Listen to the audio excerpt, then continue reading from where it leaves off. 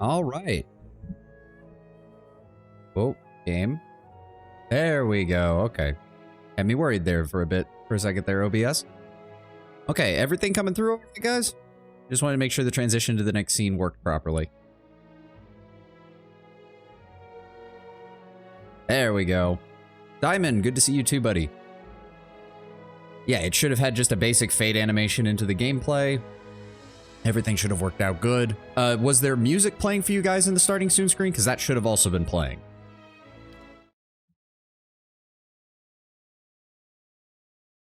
There was? Sweet. All right, so that means everything worked. Holy shit.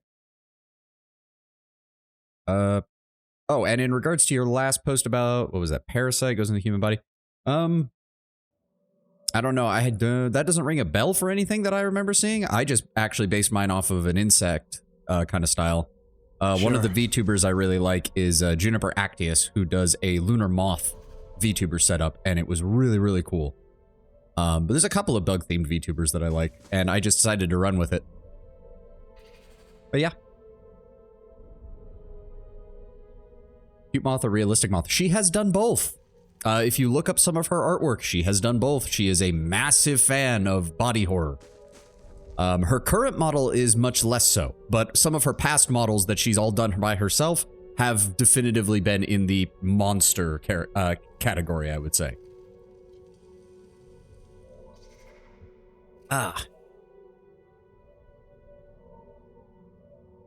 Oh, right, where were we? Yes, we were in the cavern. Yeah, it's a Vithric. Of course it's a Vithric. Well, let's see if this one's actually willing to negotiate. Oh. Of course not. Why did I think for even a moment that they'd be willing to negotiate?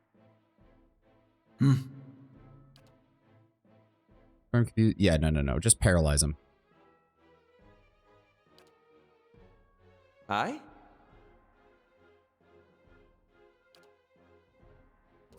Mow it. Right here. Oh, well, that went quick. There we go. Oh boy, after dealing with all the shit at Cragholt, this is gonna be easy, isn't it? A bunch of, yeah, deer wooden clothing, Vithric brains, some stalwart bonies. Very nice. You can do this area peacefully by sneaking. Oh. Well, that's already out the door. That is already no longer an option. Quiet. I mean, we could send Devil to scout ahead, I suppose. He's got the best stealth score. See what else is around here. I don't do stealth sections, especially not in RPG games. That never ends well. Anybody? Hello? Is anybody home? Oh, it appears to be empty over here. You can do this like a rogue trader. Oh, what the? Mind grub. Sickened for 200 seconds, but gain +4 perception, +4 intellect. Vithric delicacy. Harvests are said to have very pragmatic origins. Mind grubs undergo prolonged development cycles, starting as pale, fragile larvae, ultimately undergoing a dramatic metamorphosis into large and highly dangerous adults. Few kith have encountered these creatures in the wild and lived to tell the tale, and the notoriously insular Vithrak are not forthcoming with information. But a few more lurid fables suggest that the mind grubs are all that remains of a second sentient culture that once vied with the Vithric predominance. In any case, the Vithric are content to devour them in their early stages. Consuming mind grubs is said to heighten the senses and sharpen the wits, but the grubs themselves are all but ingestible to normal kith, who tend to come out of the experience with an upset stomach. Is this basically implying that this would have been this universe's mind flayer, except the Vithrak beat the shit out of them and turned them into a food source? Sin, welcome. Welcome, welcome.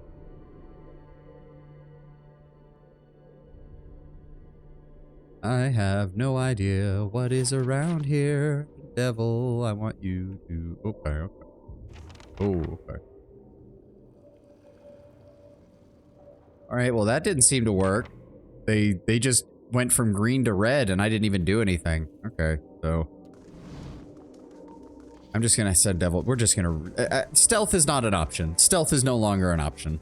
Fuck it. At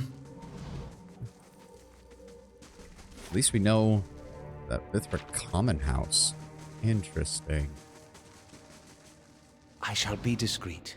I mean, it certainly kind of sounded like it, Tim. It's kind of implying like, oh yeah, this would have been a mind flayer-like species, except the Vithric turned them into a food source. Oh god, sporelings. God, oh, there's sporelings, there's spores. Lead the way. Zawa is ready. Did that thing just squeak? They squeak. I don't know if you heard that because it was very low, but they squeak when they move. That's kind of adorable. They need to die. Yeah. God, they're immune to paralyzed too? Fuck that. Assholes. Yes? Give me a missiles. Go ahead. Start using that. Oh, that's a lot of them. Oh, that's a lot of them. Yeah.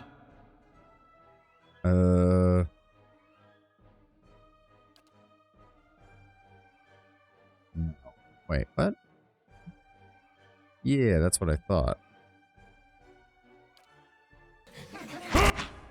How may I help? Aloth, go ahead and give me a bounding missile on that one. Yeah. That's not very Then we're going to... No, not that. Go ahead and give me a blinding spell. Maneha, you keep those two busy. Go ahead and frenzy.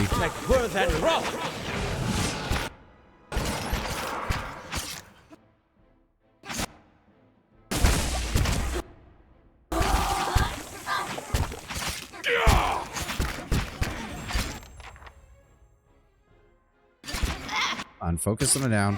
Focus them down. Waves wash you to better shores. There we go. That wasn't too bad. Imagine Mountain trying to settle in this universe and they just end up food. That is kind of hilarious and kind of fitting given what they do to so many other species. Light from these mushrooms illuminates the dust in the air, revealing the thick clouds of spores. You feel your nose tense up as you breathe. Yeah, that doesn't Good thing sound I good. sold most of my jewelry.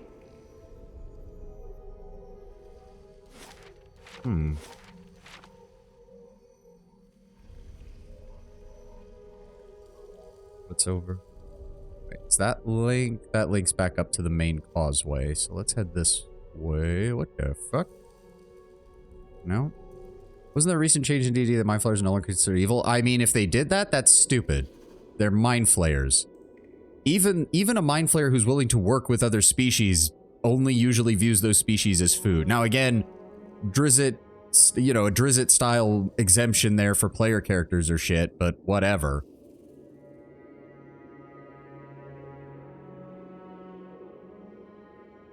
Like, I don't even know why they did that, because it's like, no DM in the world wasn't aware, like, oh yeah, if it's a player character, there's always exceptions. But in general, those rules existed for, you know, large-scale D&D world building. Yeah, all devils now, and good. Yeah, that makes no sense. Yeah, I don't pay attention. Here's the thing. I don't mind D&D 5th edition's rule set. I think the 5th edition rules are okay. I prefer 3.5, but I've played around a little with 5th edition. But I just straight up ignore Wizards' world building advice and, you know, all of that shit. I just ignore it. And let's forget about the Blood War unless we can mention it on the side. Oh yeah, I mean, they've been trying to forget the Blood War since 2nd edition.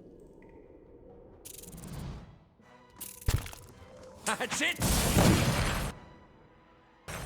If it makes you Can you please kill the spider? Please kill the spider. Thank you. All right, now kill the next spider.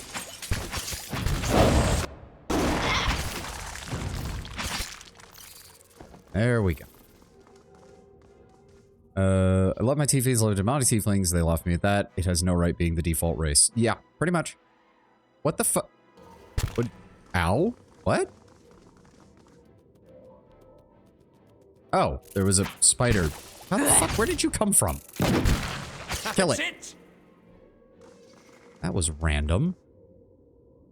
There's no right being a default race for cool points. Yeah, no. And what I love is they already had a whole setting that was kind of devoted to deconstructing like the racial stereotypes of D&D races. If you look at Eberron, Eberron had a whole bunch, like, in Eberron, orcs were the peaceful, like, druidic nature race, and elves were the warrior, nomadic warrior race. That didn't make either of them evil, but it certainly shook up the stereotypes.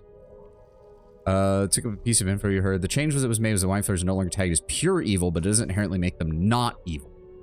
I mean, I guess that still sounds like a cop-out, and again, it's also a case of, yeah, no shit, any halfway competent DM already knew that.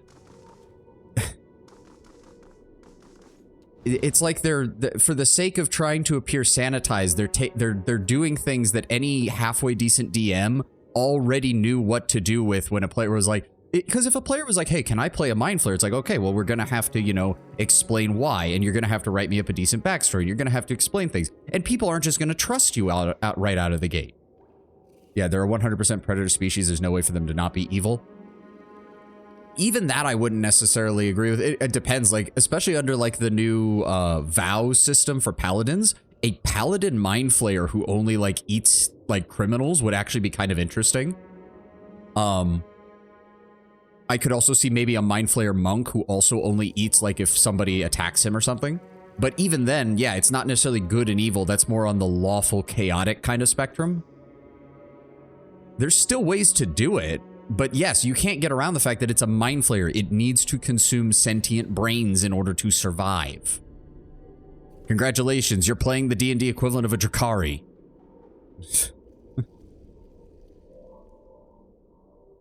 Okay, we're gonna need some AoE for this one. How close can we get? Turn off the fast rock. Let's see what we can do. Zawa, how close can you get? Back off. Back off. Right about there. Jet bikes go burr. Yeah.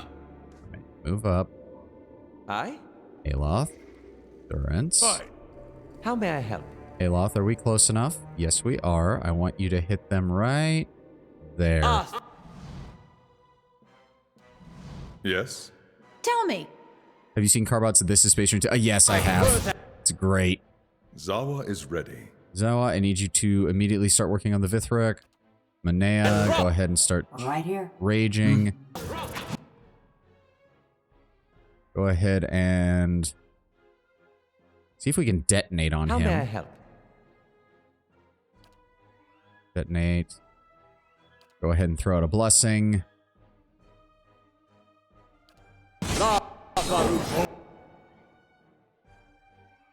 What are you doing? I told you to detonate on him. I told you to detonate on him. Move forward and cast the spell. Are you? No, you got stunned because you decided to let him attack you. Fuck you, game. I'm That here. was bullshit.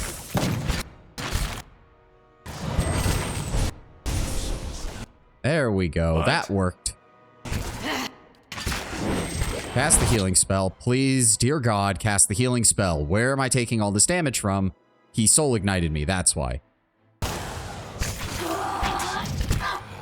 am no use here. There we go. That's And not I... very helpful. Are you fucking kidding me?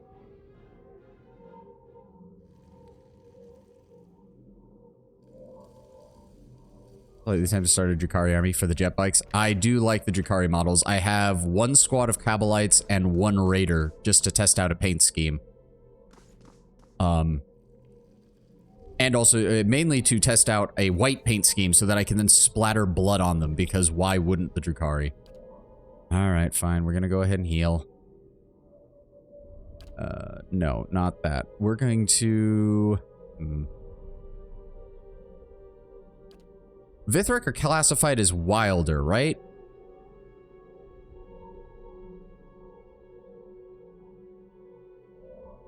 Ah, yeah, that sounds like a good idea then. Oh, care about that. Yep. Yeah, he only has damage reduction. That's fine. There we go. Still got both of our bonuses. Everybody's healed up. They did not drop anything, which is a bit weird. Back into stealth. Let's see what else is around here. Wait, are these doors? Oh, these are doors. I thought they were transfers to a new area because of the way it was set up. Oh. Okay. Hello. Oh, YouTuber. We have here Merciless Gaze, very nice, and another Mind Grub. For new armies, I want to try and make expensive work. Yeah. I will not deny my pile of shame grew quite a bit this year, and I just have not found any time to do any fucking painting. Okay. I don't like the look of all that. Give me a backline cast. No. There we go. Right here. Come on, kill the sporlings. I know they're adorable and they squeak. Let's go, people.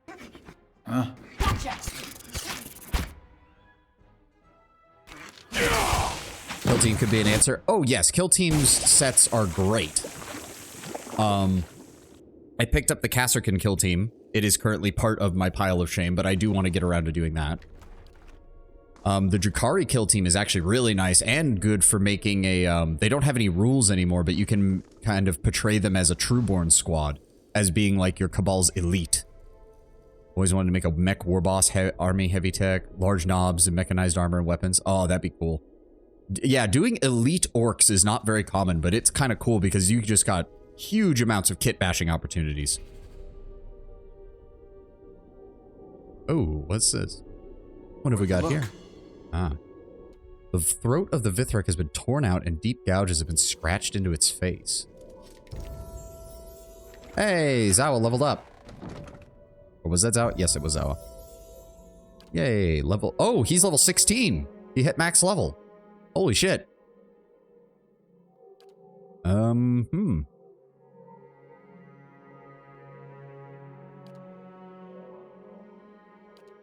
thinking if that's the case...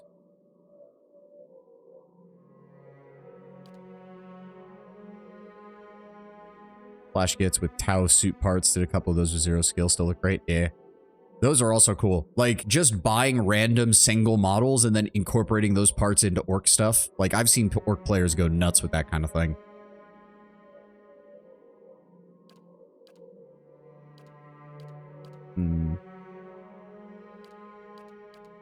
Did I already... Wait a second. I want to do an Age of Sigmar cities of Nagash. Humans living under the rule of Nagash. Mix of cities of Sigmar and smaller undead units. Ooh, that does sound interesting. Darkstar, welcome, welcome. Doing good, buddy, doing good.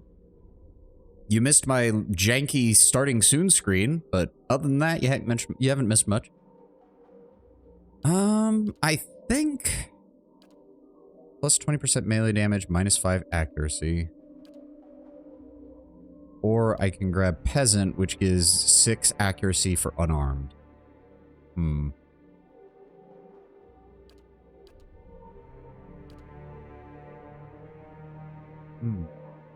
Or I could take Interrupting Blows, which would fit with his fast attack speed by giving him plus 15 interrupt. How likely a damage attack is to delay their opponent's current or next action. The roll uses an interrupt value from the attacker, derived from perception, and compared against the target's concentration. You know, thematically, I like that. Zawa's can be annoying, and he punches people, so he's interrupting. He's very interrupting. I like that idea. We're going to go ahead and give him that. I do believe that means Zawa is, yep, 120,000 experience. Zawa is now at max level. We're pretty close to max level. Same with Durance. Aloth's about halfway there. Devil is about a third of the way there. And Maneha's a full level behind.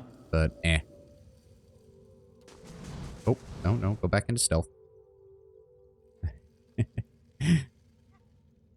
Well. I should have seen that coming. Can we please paralyze him, please? Thank you. Take him down.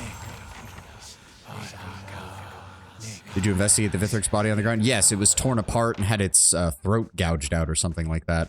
Which tells me that these Vithrak are also being controlled and or affected by something. Lead the way. Why do they squeak? It's kind of adorable. Now I don't want to kill him. Yeah. Indeed. Aloth, move a bit closer if you would. Go ahead and give me an opener on that. Thank you. There we go. All right. Zawa, go after the Vithrok. Everybody else, dive the Sporelings. Oh dear. Alright, they're all doing that. That's more enemies than I was expecting. We get another flame spell in the rear, please. Alof, any day now. Thank you. Oh, Maneha got mind controlled. Of course she did. Durance, go ahead and give me a buff. And now Zawa got mind controlled. Of course he did. God damn it.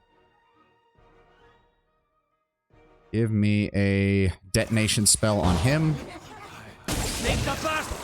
There we go. Good. Okay, everybody's getting mind controlled, and I don't like it. Where is... What is it? Against treachery, right? No, not... Prayer against restraint. Prayer against infirmity. Prayer against fear. Minor afflictions. Where is it? Major afflictions. That could work. But that's a single target. I know he's got an AoE or something that helps break this shit. Where is it? There it is. Please cast it before we die. Go after the Vithrok. Go after them.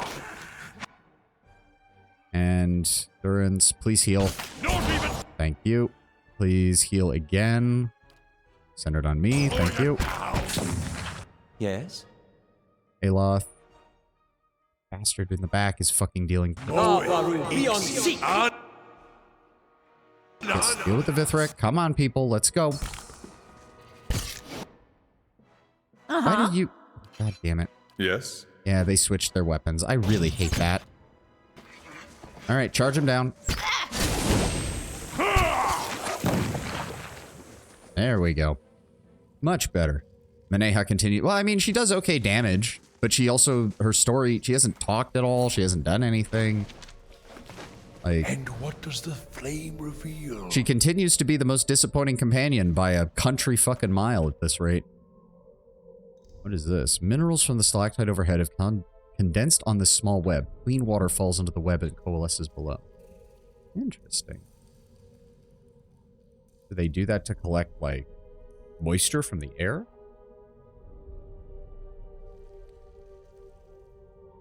He does talk a little to Pallegina from what you've seen? Oh, well, it's a shame that we don't have her.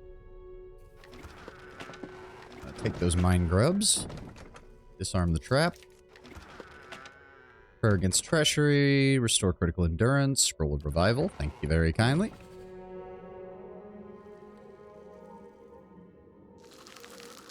Alright, and that takes us back around to here.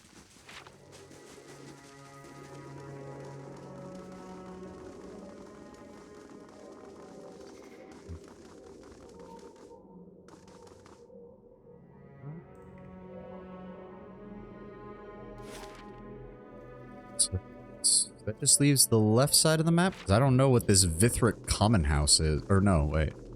A barrier lies across this doorway, humming with a strange energy. You can see an obvious way past it. And these ones were trying to get in. Something is very off here. And it's not just the miners. Something's up with the Vithrok, too. Oh. Where are you guys going? No, seriously, where are you guys going? I'm serious. I would be okay to negotiate if one of y'all would talk to me without just trying to kill me and eat me. Alright? Location discovered the holding chamber. Okay. Interesting, but let's see what's down here first. Double back. Let's see what we got. Oh, trap detected. Trap detected. Good to know. Trap another detected. I like having mechanics. Finished. Kill the luminary. Take him down. This is getting... Why am I the one that getting targeted all the time by teleporting assholes? Durance, do that. Give me a healing spell centered on me. Devil, go after him. Zoa, no, not stunning fist. Just do that.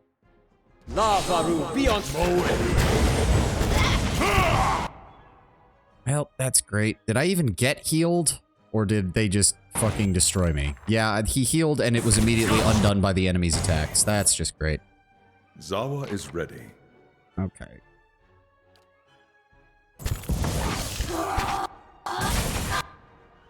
Okay, go after the crystal. Oh God, fall back, fall back, get out. No, get out of there. Fuck.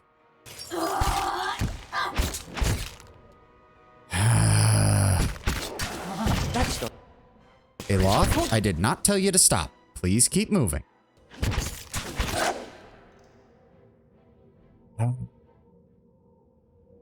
Minus 2 move speed. Well, funnily enough, that's actually an injury I can deal with. I don't really care. I do care, however, that my health is getting absolutely fucking destroyed. Finished. Okay, those are all disarmed. I'll keep an eye out. And there's more. Of course there is. I suppose I should be grateful we didn't set any off when we were running around trying to fight these guys. Yeah, admittedly I am. I just wish the enemy didn't have the foresight to be like, ah, yes, there is the one guy in weak armor. Let's all target him. I know. I shouldn't be expecting that, but it is kind of annoying when the AI just seems to know it and just does it regardless. Like, there's no way for me to stop them from doing it. But that's just me bitching a little bit. That's just me bitching a little bit.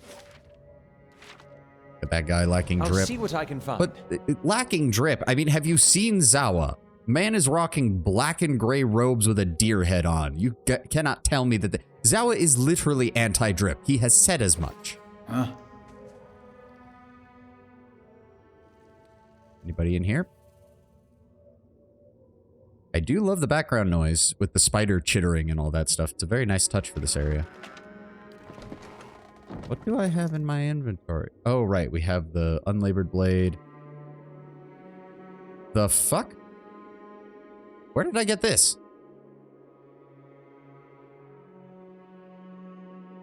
Requires no allies in a 1 meter radius, AoE duration of 3 seconds, or a range of 4 meters.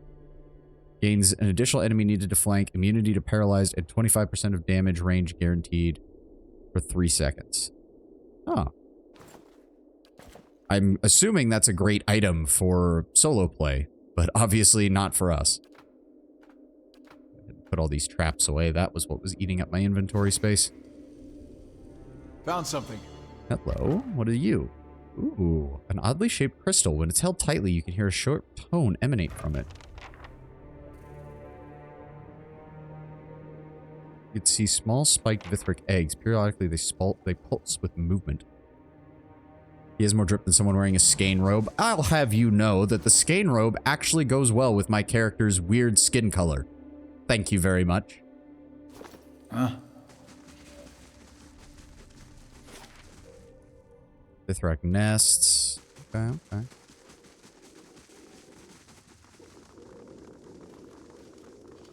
I really hope that this audio glitch goes away in the sequel, because I'm kind of getting sick and tired of it cutting out when I do all this stuff. Yeah, of course it is. I mean, and there was a US election yesterday. Are you really surprised? Twitter's on fire, Reddit's imploding. 4chan's probably throwing a celebration while simultaneously bitching at each other nonstop. I mean, it's probably the only place that isn't going crazy is Facebook, and that's mainly because it's old people on there now.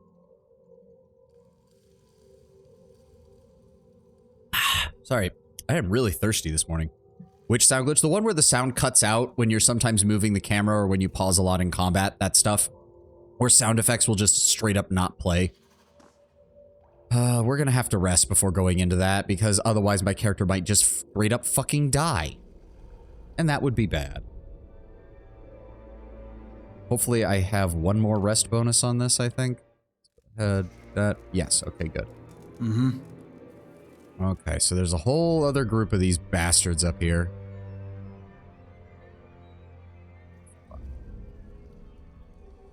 Vithric Brute, Vithrak Luminary. The Luminaries seem to be their mages, so...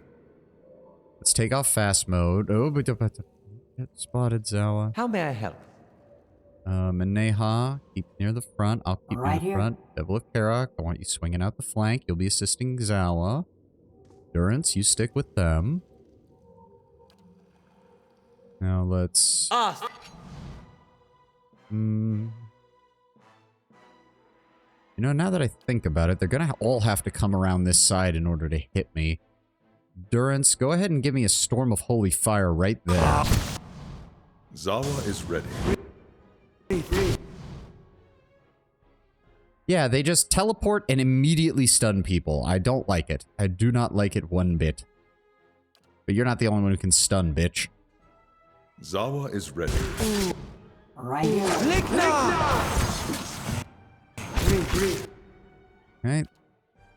You back up and running, Aloth? Thank you. Go ahead and give me another Shadow Flame out here, please. There we go.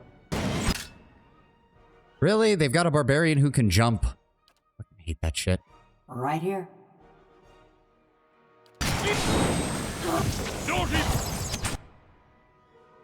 Luminaries are still up. He's still casting.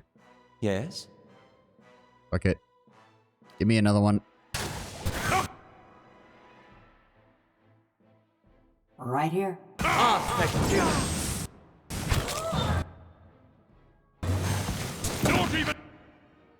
Noah, could you please heal yourself? Thank you. Alright, go after the Luminary.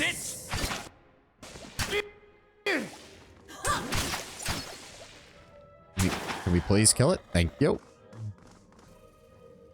The door! Release me! I'm sorry? Oh, okay. One of you is actually willing to talk. Find male armor, exceptional hide, find sword, find mace, find battle axe, bunch of Vithric brains.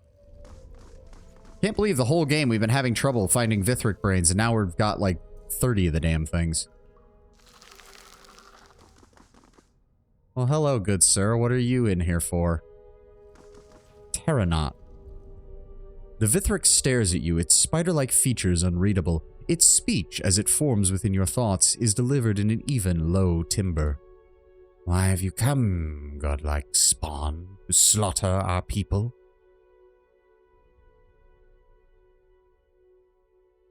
Some of the stalwart miners are being affected by your colony. From the tilt of his head, the Vithric appears to be thinking, and you hear a series of low, hollow clicks. Perhaps we share a common enemy, godlike. You seek to help these kith, and I would save my colony.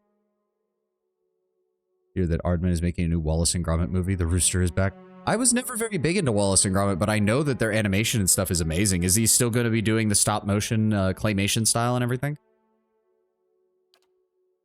Niedek spoke your name, godlike, and told of your encounter at Lea Raymond. Oh, I knew that that would pay off. He sought to end to the wasting blight upon our young. The soul stone from the builder's tomb may be the key. I see. What can I do to help then? You are generous to listen. You must have seen some of my poor kin, the infected ones. What is it you wish to know? I need to know what happened to the other Vithric in your colony. Infection has claimed our people. It began when the scouts came upon a strange plant, a radiant spore. It lived alongside a nest of spiders, deriving sustenance from one another. A marvel of nature. Something we might use. They brought it into our territory, unknowing of the danger. It was but a matter of days before many of us had ingested the spores. We're getting The Last of Us up in this bitch? Yeah.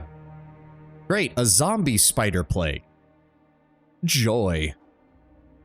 Why did the other Vithric lock you up? I hid something important to them. The resonance crystal. There is a crystal, great, beautiful, enchanted, grants us passage into the common house.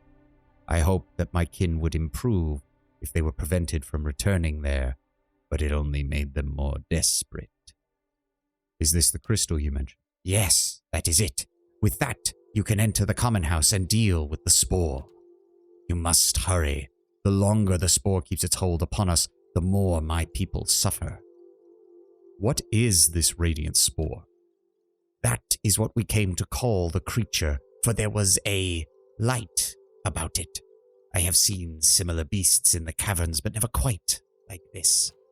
It has grown to enormous size in little time. One center stalk, Vines like pillars, it has used our own gifts against us. The connection between our kin, it uses to spread its own words, its own thoughts. Why did your people consume the spores? We found that the spores strengthened our abilities. Many believed we might all be made more powerful, but what began as study became addiction. It only took one to fall victim to compulsion. Those who consumed the spore began to hear its words, then its instructions. We fought, at first, tried to control it. Failed. And why aren't you infected? I was cautious. I did not partake, but some were forced by those infected to consume the spores. I hid until I could retrieve the crystal. You feel a faint pulse of shame alongside his admission. Where is this radiant spore now? I sealed it within the common house at the center of our territory. I could not let our people bring the spore to the colony at Multus Comir. In the Lunchley, the mold never got it. Oh, God. That is such a shit show. I love the fact that it even got reviewed by people who do, like, actual food reviews, and even they got ones that had mold in them. That was just... If there was ever a way to just kill your own product on launch, that was a way to do it. Fuck, that was a shit show. The door to that chamber is sealed with a glyph. There is a crystal which, held before that glyph, resonates with a specific tone. That tone opens the door. And do you know what's happening to the human mind? For a long time, we avoided your kith tunnels, but the infection has heightened my people's power over weaker minds. The infected ones project their thoughts and their awareness. They find themselves in strange, soft bodies and have no care what damage they do. It is madness. You feel a sweeping aura of regret from the Vithric. Yeah. It really does seem like, honestly, if the Vithric just communicated more, and if people were willing to listen more, they would be, the communications between the two would be fine. It's probably helped by the fact that, for the most part, it seems most Vithric are content to stay underground. The only ones that come to the surface or attack Kith are essentially the Vithric equivalent of bandits and raiders, which, of course, unfortunately, knowing humans and elves, they just blame the rest of the Vithric for. Even though the mold Lunchley are bad for something, I don't know why it censored that. Only heavy on sodium, but actually they're not enough. Essentially, they have 2 low calories. A growing kid would need to eat like 3 Lunchleys to get enough for 1 lunch, and then sodium's way too high. Doesn't surprise me. Doesn't surprise me in the least. Okay. Well, he's probably going to be very disappointed in us because we killed a lot of people to get to him. But let's go save his colony, and we'll finish exploring afterwards in case there might be some survivors that we can spare.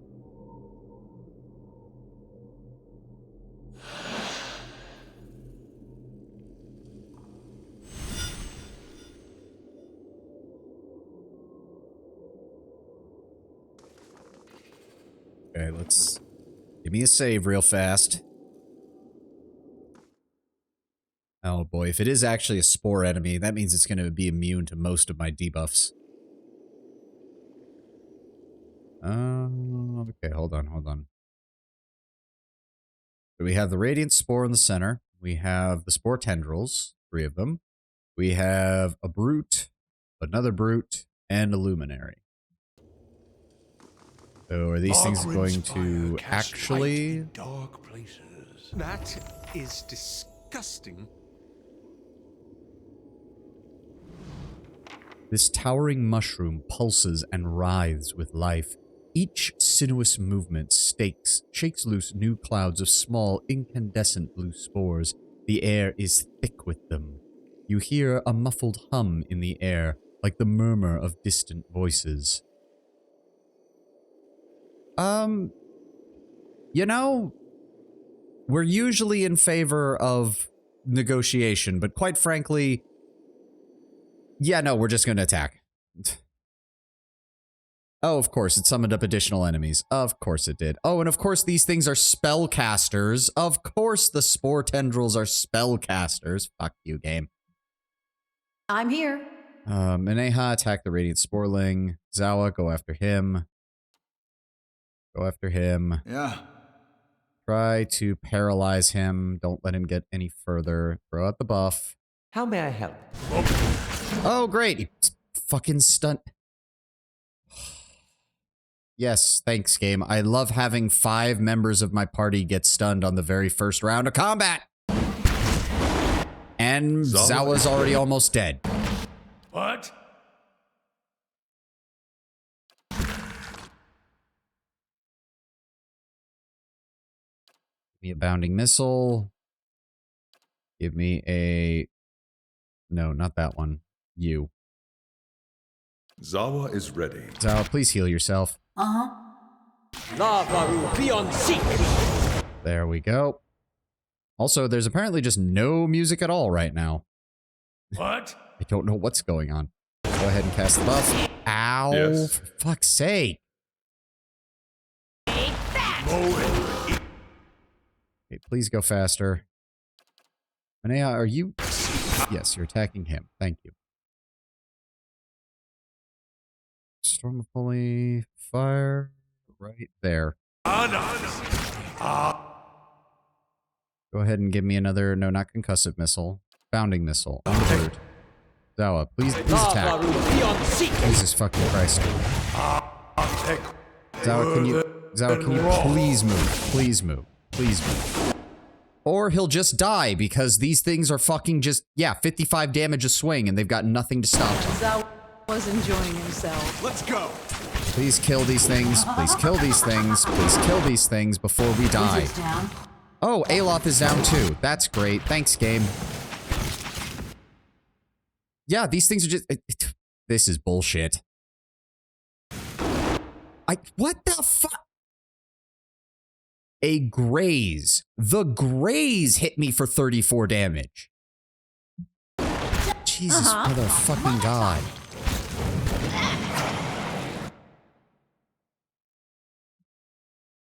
Durance, I would love for you to heal yourself, but it's probably not going to matter because they're just going to throw stones at you, deal over 100 damage. Please rage. What? Aloth, go ahead and give me a lightning bolt on them. Durance, if you would be so kind as to get these people back on their feet, that would be great. Where's Zawa? No, that was Zawa. Where's me? Yeah, now Devil's getting slaughtered because they're just going to keep dealing damage to her.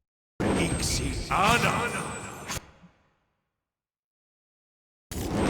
go. Yep, Devil's down now because they just keep dealing shit tons of damage. I'm here. Manea, go after that one. Zawa, Stunning Fist. Why can I not? There we go. Nope, they're immune to paralyzed. Of course they're immune to paralyzed. Why wouldn't they be immune to paralyzed? Yeah, it's oddly quiet. I have no idea. Yeah, these things are essentially... These are essentially getting a... what spell is it? There's a fucking... What? Druid spell or whatever that's basically what they're doing, where it shoots up a giant rock spike that does about 30 to 50 damage. So they're essentially getting level 3 or level 4 spells non-stop from 3 spellcasters from the start of the fight. That is ridiculously fucking stupid. Give me that. Aloth, do that. Go ahead and drop the hammer on him. I suppose the only advantage is that this thing is not doing much. Yeah, just drop the hammer on the fucking idiot. See, that's at least doing good. There we go. They're blowing the cartridge or something. I don't know what's going on with the music or what have you. Radiant Spore had nothing in it. That's great. Everybody got injured. Knocked out. Twisted ankle. Bruised ribs, or I guess bruised carapace in her case. Sprained wrist. Light, Make flame, sure there's no and sound. fucking... We'll keep Oh. ourselves. Unique blunderbuss. Ooh, 10% chance to cast Divine Mark on hit. 4 DR bypass. Accurate. Very nice. Might give that to, might be giving that to Durance and replace his old blunderbuss. Although his blunderbuss doubles down on the damage resistance bypass, so it might still be better depending on what the damage stats are. I think it was possible to free the Vithric if you had engaged with the Spore. Oh. Well, it's a bit late for that. Sorry. Go ahead and grab all that. Thank you. Anything else around here? Anything? Good thing I'm freshly greased. Nope, nothing. What is this? Wait, no. No. I want out. Wait, what? What the fuck? No, I didn't realize that took me out of the area. Why would you... Game. Just go back up here. Stupid. Anything? What is this? The violent deaths of 2 Magronite priests at Owndir Bridge generated grief and outrage at the Godhammer Citadel. It did not take long for Pelagina to discover the radical Raid Sarans were responsible. 2 wizards had placed the curses that killed the priests, but they were backed by dozens of Raid Saran veterans from the Saint War. As the wizards had no interest in negotiating with Pelagina or the Magronites, a battle erupted, much of it running over the same fields that saw combat during the war. In the end, the wizards were killed and the remaining Red Sarans were routed. The priests that had died in the initial attack were buried near the bridge, and the ceremonial gloves of the senior priests were given to Pelagina in thanks.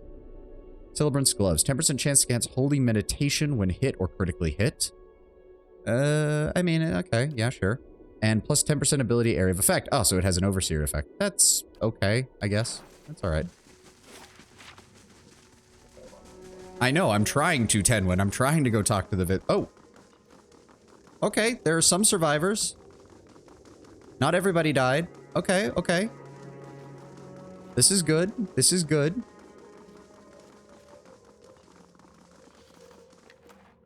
How did I miss that? Okay, he's not here. Is he over in the common house? Or... Okay, this guy got eaten, probably, or something. Hello? I shall be discreet. Eldrin's Jacket. DR of 8. Recovery speed minus 20. 10% chance to cast Ice Strike, which blinds them when hit or critically hit, and plus 2 to Perception. Ooh, I like. I like.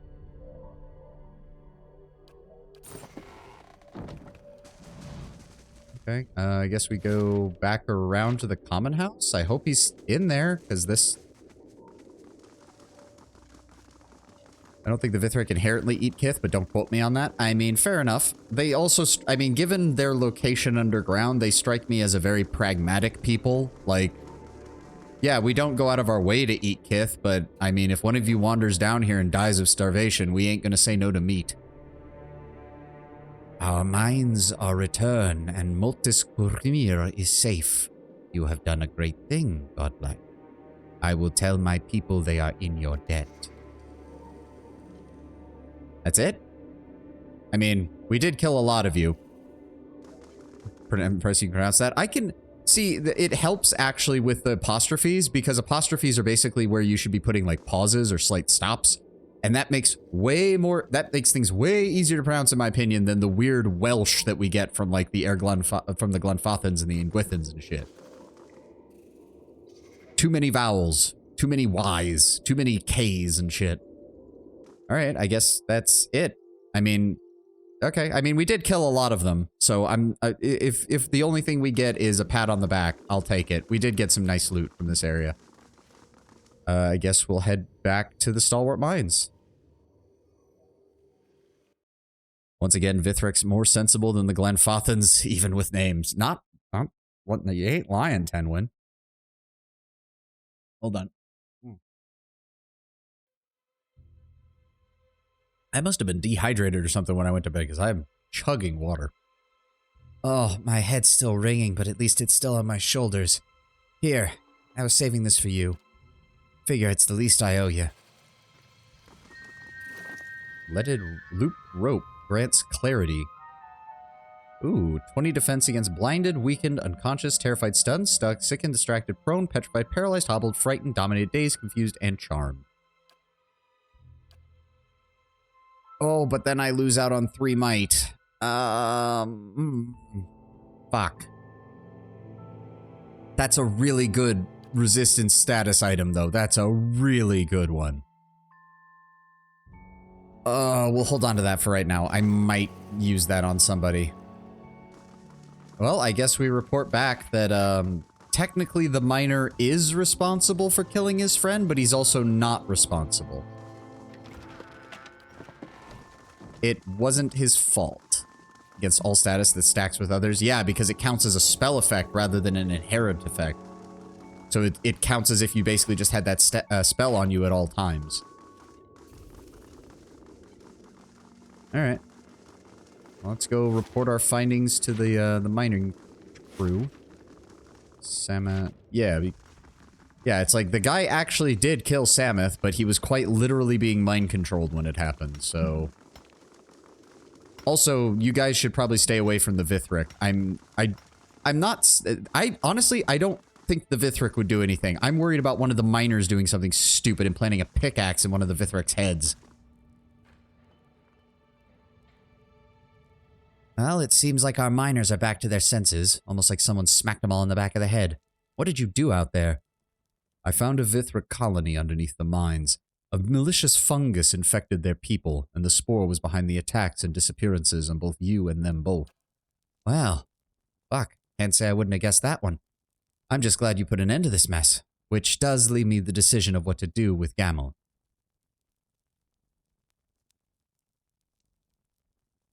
More an outpost than a colony, but yeah. Yeah, I mean... To be fair, our character himself doesn't know exactly how the Vithric society functions, so colony... outpost. For many societies, the distinction is very moot for those two words. Gamel wasn't in control of his actions. You shouldn't blame him. I think the psychological damage of waking up next to his dead friend will probably do more than enough damage to him. I think you're right. We'll keep an eye on him for a little while and then see about setting him loose. Stalwart minor negative. I mean, I guess some people wanted to see him pay, but he was quite literally mind-controlled. Take this. Token of the gratitude of the hard work. It's the least I can offer. Alright, well, we took care of the mines. That's good. And we have hit level 16. Well, 3 points. I may as well grab that, I guess. And we get a new power. We have a couple still to choose from the early levels. They should give you reagents instead of money. Yeah, I mean, it would probably be more useful. Now, let me see here. That would probably be a good one to have. I'm still kind of miffed it only lasts 21 seconds, but most combat's over before that's the end. Body attunement does sound like a good power to have. Just take the damage reduction and add it to my own. Oh, and we get a talent at this level too. Sweet. Let me see here.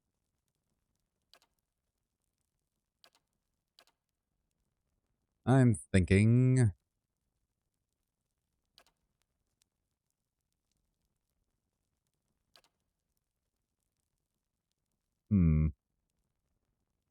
All attacks at enemies with low endurance convert some hits to crits, and those crits do additional damage. That might be a good idea. Because if I remember correctly, this pairs with the Death Godlike's passive ability that increases our damage against low endurance targets as well. So we deal 20% more crits to low health targets. We deal like 15% additional damage to low health targets, and any crits we score 50% stronger. If I ever made a CRPG, I would probably have quests have options for rewards like, do you want money or some item? Yeah, that would be good. At the very least, any quest that gives out money should have the option for like reagents or something like that. But they should always, but if they have an item that they give, the item should always be consistent. I don't like it. I will admit, the randomized loot table that I think you've said Pillars of Eternity has, not the biggest fan of that. Simply because, as we've seen, it leads to cases like, here's a bunch of useless boots and useless neck items that you can't use on anybody because you already got 7 of the same one. It is not completely random. True. Fair. But it still feels like it's giving me a disproportional amount in certain categories. Mostly just smaller treasures and monster drops that are random. Okay. Maybe I'm overblowing it then.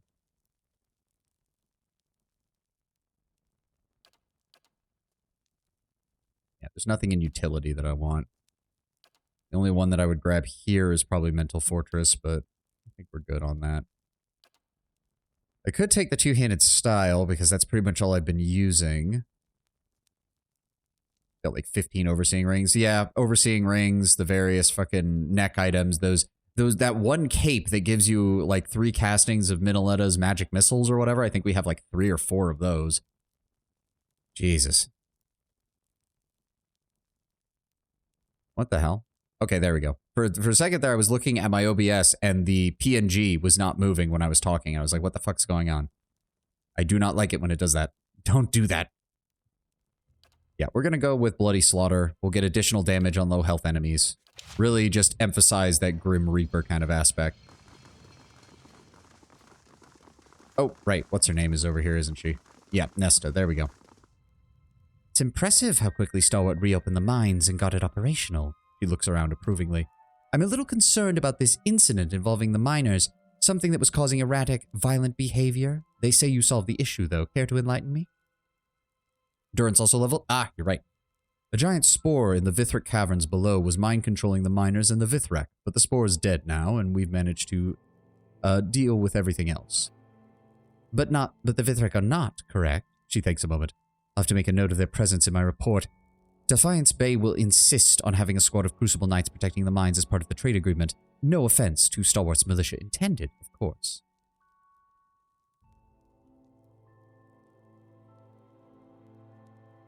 Racism towards the Vithrek, yeah.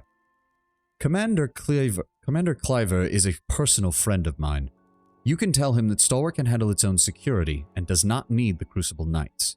The Vithrek are peaceful, and so long as the miners and Stalwart doesn't provoke them, the Vithrek will stay in their colony. Oh, I didn't know that you knew the commander of the Crucible Knights. I will note your recommendation then. One last stop to make. The White Forge itself. I'd like to assess the skills of the smith assigned to the forge. I will see you there.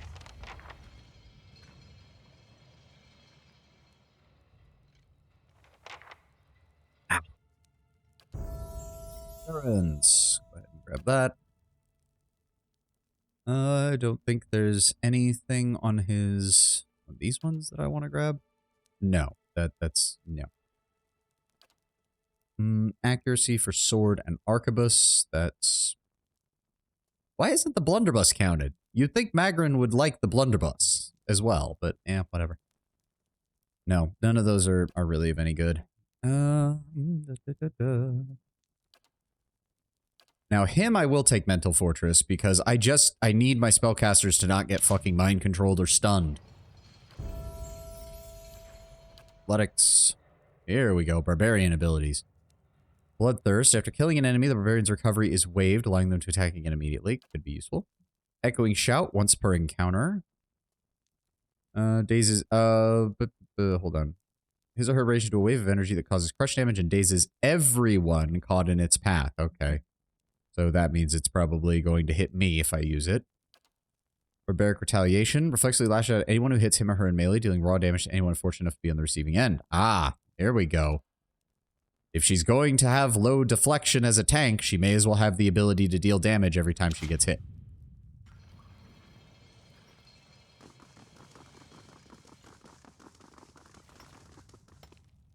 All right, let's go to the inn because we got absolutely rocked by that final encounter.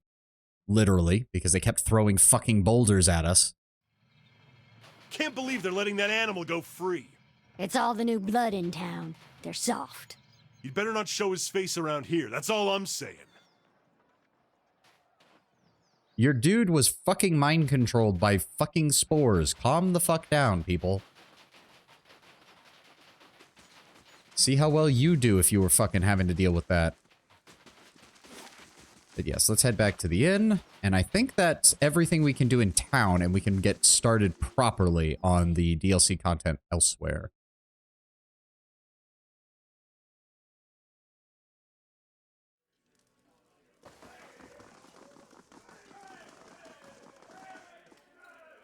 Back to warm your hands, eh? What can I do for you? Nothing like a... Sell off some of this junk that we've picked up.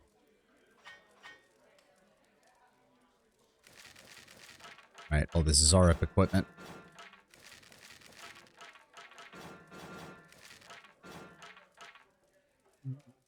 These are all fine weapons, I believe. Yes. We'll go ahead and sell those.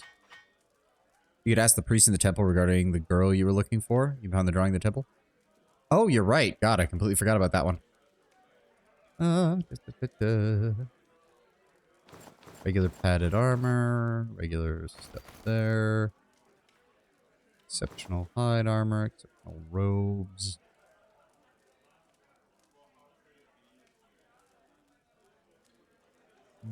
We need another robe. We don't need another robe.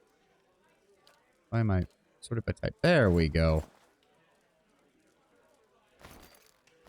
Fine armors can go. We'll keep one of those exceptional armors just in case. Helmets. Where's those traps? Sell all those.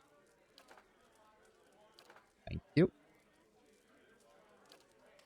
And sell the books. Thank you kindly. I don't think we needed anything. Camping supplies, camping supplies. There we go. Back to warm your hands. Top And quality bear pelts on every bed. And then we want golden whale for the good stat bonuses. Thank you kindly. Carried around enough weapons and armor to supply an army? I mean, pretty much.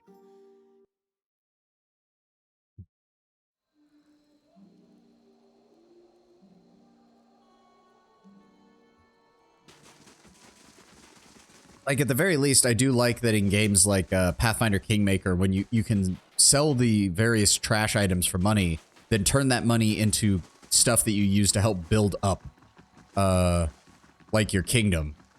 Like, I like mechanics like that. Like, I like having an actual purpose to, like, low-level loot and things like that.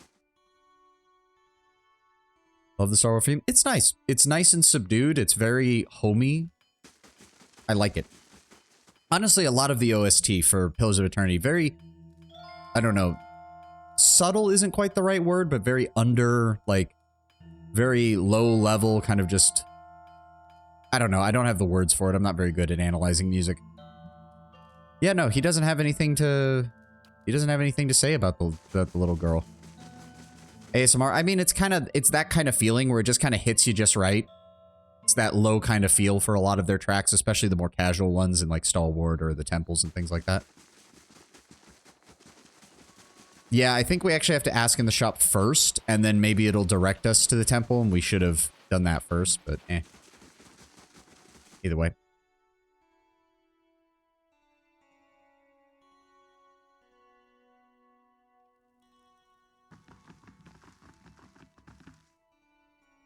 There's a little girl, Mila, that comes around here. I heard she was causing trouble for you.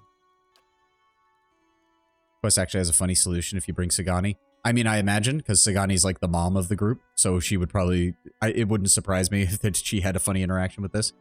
Ah, the little girl is out of control. Though I suppose one can hardly blame her, what with the way her own mother is always screaming at her. He leans across the counter and speaks to you in a conspiratorial whisper. I mean, where do you think the little rascal learns that kind of behavior, hmm? He tilts his head. Only person I've ever seen her give a proper talking to is that wild woman who loiters by that hut just south of here. Aska, that's her name. I don't know what it's about, but the girl's eyes were this big. He curves his hands into circles as large as goose eggs. But I suppose someone's got to do it. I told the girl's mother I'd be speaking with Mayor Tarfos if I caught her picking around my shop again, so it must have worked. He shrugs. That's weird.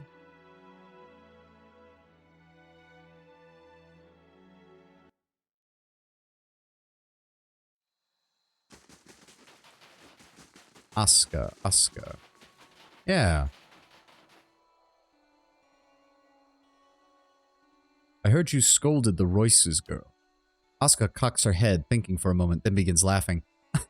You know what that girl did? She snatched a whole chicken from the Gref's rest. Raw. Told her I better not catch her thieving again. But I was trying my damnedest not to laugh. Funny kid. She wipes a tear from the corner of her eye.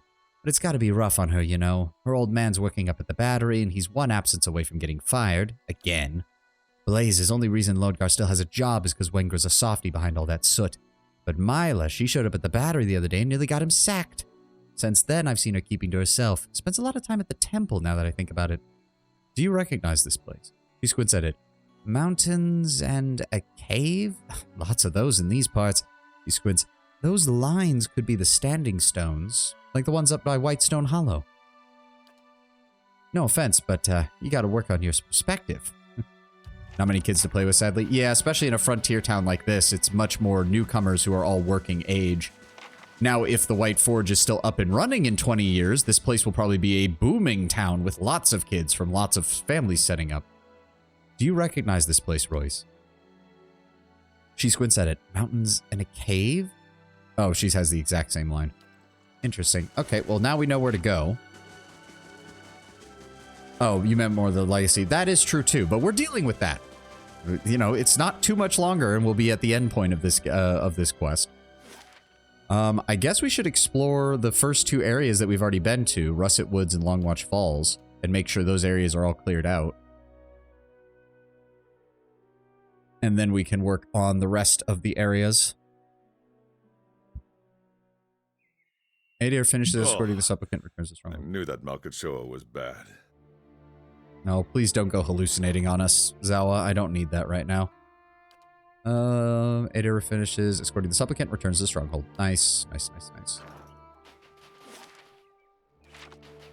I guess we'll just saunter around and see if anything's changed in this area.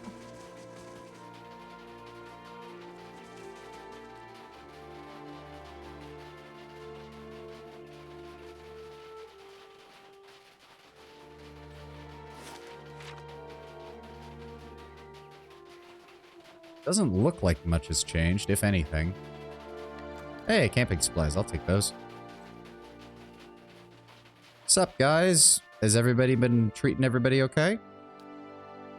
Do you also have anything new for me? Or is it just all the shit that I sold you while I was here?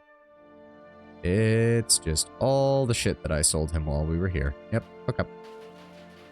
Yeah, you don't think the old area's changed? Okay, okay, fair enough. Well, hold on. Did any of those new bounties that we grabbed from them come into this area? Travel to Hottie's house. Found to the east in Whitestone Hollow. Wild Mila. Yeah, Searing Falls. Whitestone Hollow.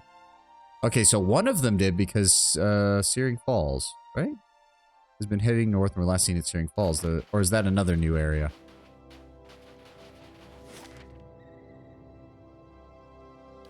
Head on over to Longwatch Falls first. Oh, and now we also have to decide what to do with the dragons. Searing Falls in the Deerwood? Wait, what?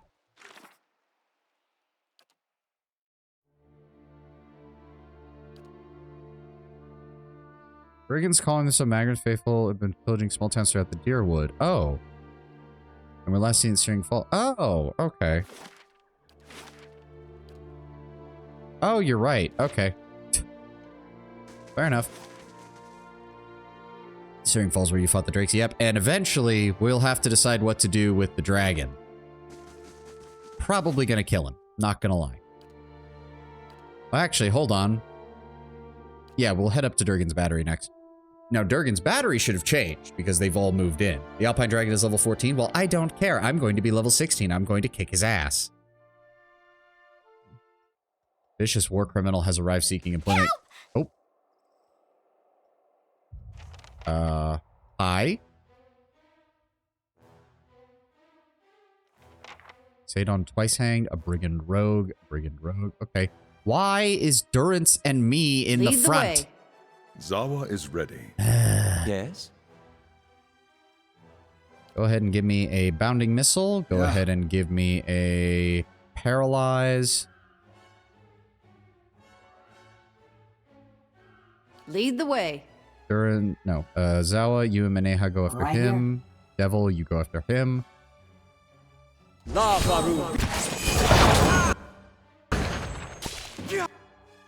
Oh, we've got more of them. Oh, where the fuck did Jay come from? Okay, okay. Go ahead and blind them. And they've got fucking spellcasters. Of course they do.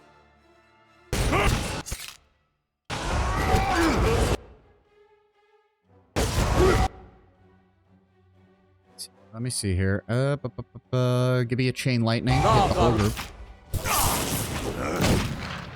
I have no idea what that just did.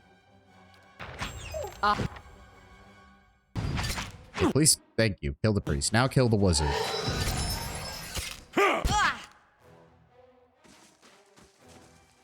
That was a close one. Nesta quivers with exhaustion. I'm usually much more adept at avoiding brigand ambushes. Why were they after you? I'm occasionally mistaken for a tax collector. It's possibly that those brigands made that assumption. Oh. Come on, let's go. I will see you at the White Fort. Birds wanted to show his staff. Go ahead and give him the grimoire, just in case. You never know when we might find something useful. Everything else can go in the stash. Anything useful in the grimoire? Nope. Didn't think so. Still, you never know. Right.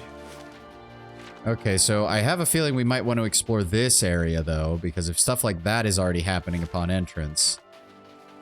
Also, we need to check in with Galvino. Oh, that means going through Galvino's house, which is a pain in the ass. What is this? Vicious... Okay, that was all it was saying. Right.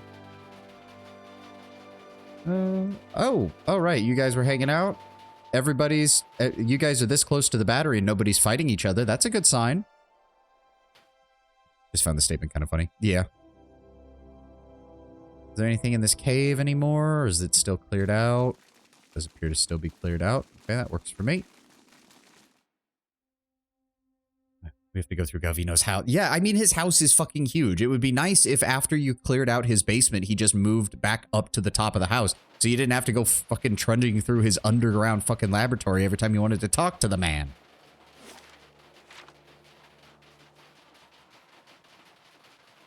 Sure would be nice.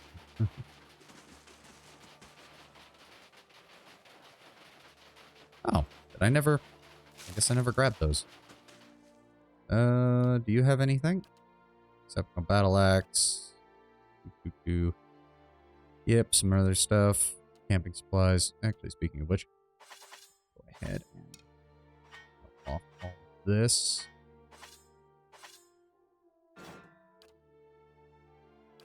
Yes, sort by type. Exceptional, just in case. Yeah. And then some hoods and helmets. Thank you kindly. This is my man cave, you buzzo. I like to relax down here. Yeah, well, I'm a businessman and you're a businessman, so maybe come upstairs and we can actually have a civil conversation. No, he should rearm the trap. I mean, if he wants to give me free experience, I'm not going to complain about that.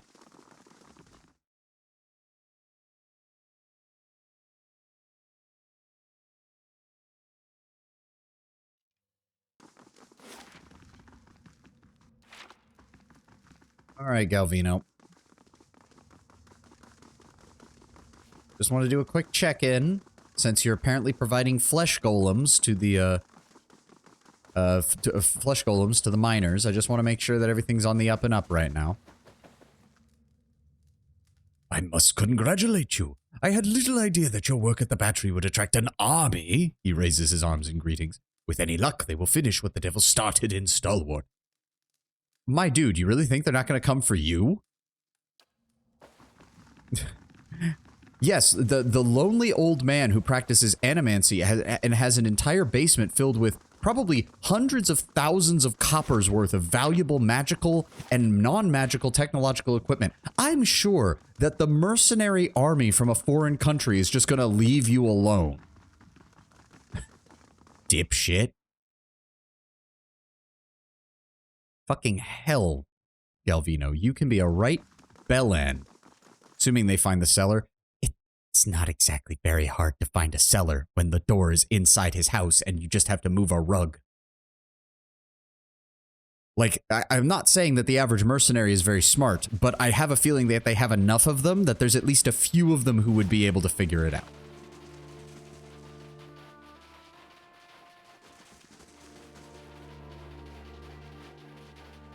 Oh, what's this? Oh, camping supplies, of course.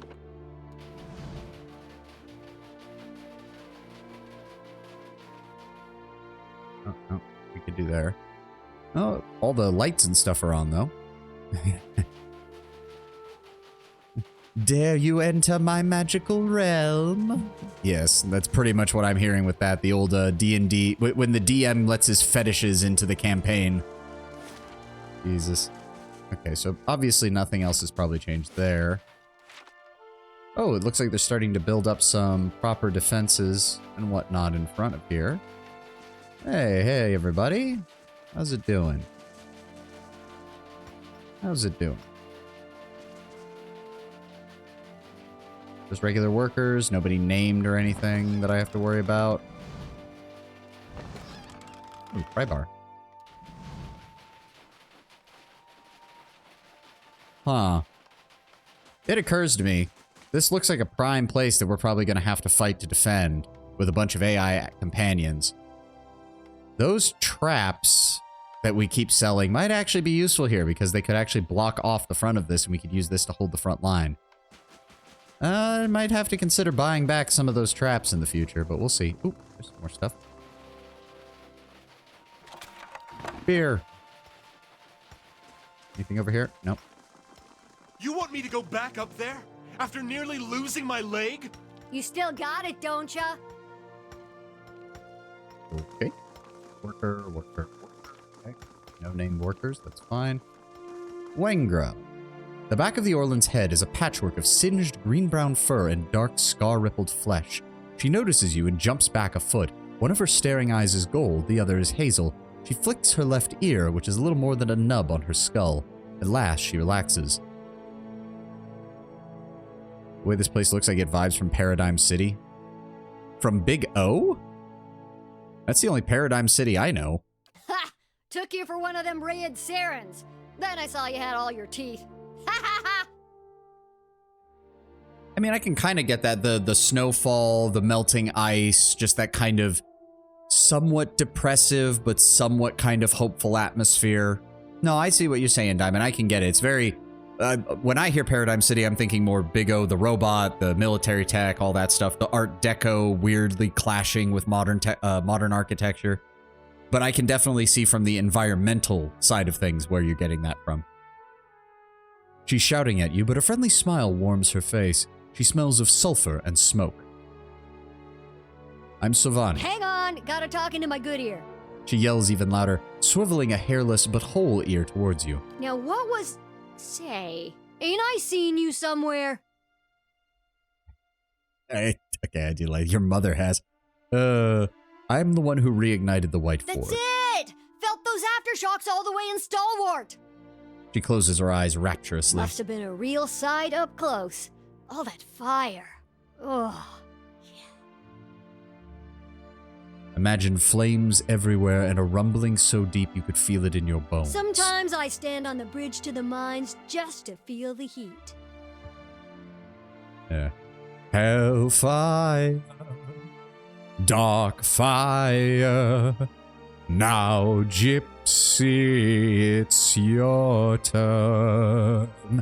Choose me or your pyre. Be mine or you will burn. Still gotta figure out what setting on my mic is not getting my voice properly when I try to sing. Yeah, that's why I stopped. I can only do that for so long before the Disney lawyers start noticing and they start sending cease and desist letters. Or just showing up at my door. God help me. Ugh, I keep wanting to see the forge for myself, but the blacksmiths won't let me near it. Don't know why. She scratches her arm. A clump of burnt hair falls to the snow. You What know, are you doing out clearing here, then? tunnels, blowing old barricades, just tidying up. She grins, showing all of her But teeth. soon, I've got to start testing the cannons. Her voice has dropped to a whisper, or at least her closest approximation of one. She clasps her hands together and looks at the high tower with a nearly religious reverence. Is this about the Iron Flail? We held them off a few weeks ago, but they didn't run far. Set up a fort in the woods, and I hear they're working on some really fantastic siege weapons. There must be something you can do. There sure is. She's practically dancing, her hands balled into knobby little fists. Once we have the heavy cannons, that is. What's the problem with the heavy cannons? They're all the way up there. She points up at a tower that punches through the snow-bleared clouds. I sent a crew to the tower, but they came back complaining about Skuldrak and the other nasties. Nearly took Kolmar's leg off. Skuldrak did, I mean. I could look into that for you. That'd be a big help. I'd hate to let those beauties go to rust up there. She twitches and fidgets like a drunk envisioning a tipple. And anything you find up there is yours. Battery's full of treasures, and the West Tower has hardly been explored. Head through the door and up the stairs. That'll get you to that rampart. She points up at the snow-dusted walkway. Kulmar cleared the rubble before he took to getting himself conveniently injured. You should be able to work your way up to the cannons from there. Meantime, I'll check on our black powder stock. She gives you a smile full of jagged teeth. I don't feel as if they wouldn't be able to hurt the battery. But siege equipment can also include things like ladders and siege towers and things that allow you to get up on the walls and then get down into the fortress without having to deal with the door. Doesn't necessarily mean that they're just building a big battering ram. Days are long, the work's hard, but the pay's worth it. Nope, we don't want to talk to Lord Gar. If he goes running off to talk to his kid, he'll get fired, and we don't want it. We don't want that to happen to him. So we're just going to... We'll find his kid in a bit. Let's not worry him. I know I said that to the lady, but that was before I learned that if he runs off, he gets fired. So we're not going to do that. We're actually going to head to the White Forge first. I want to see how things are going down here. Walks past, hands in pocket. I mean, he doesn't know who the hell I am. Why would he think that I'm investigating his daughter's disappearance? He doesn't even know his daughter is disappeared.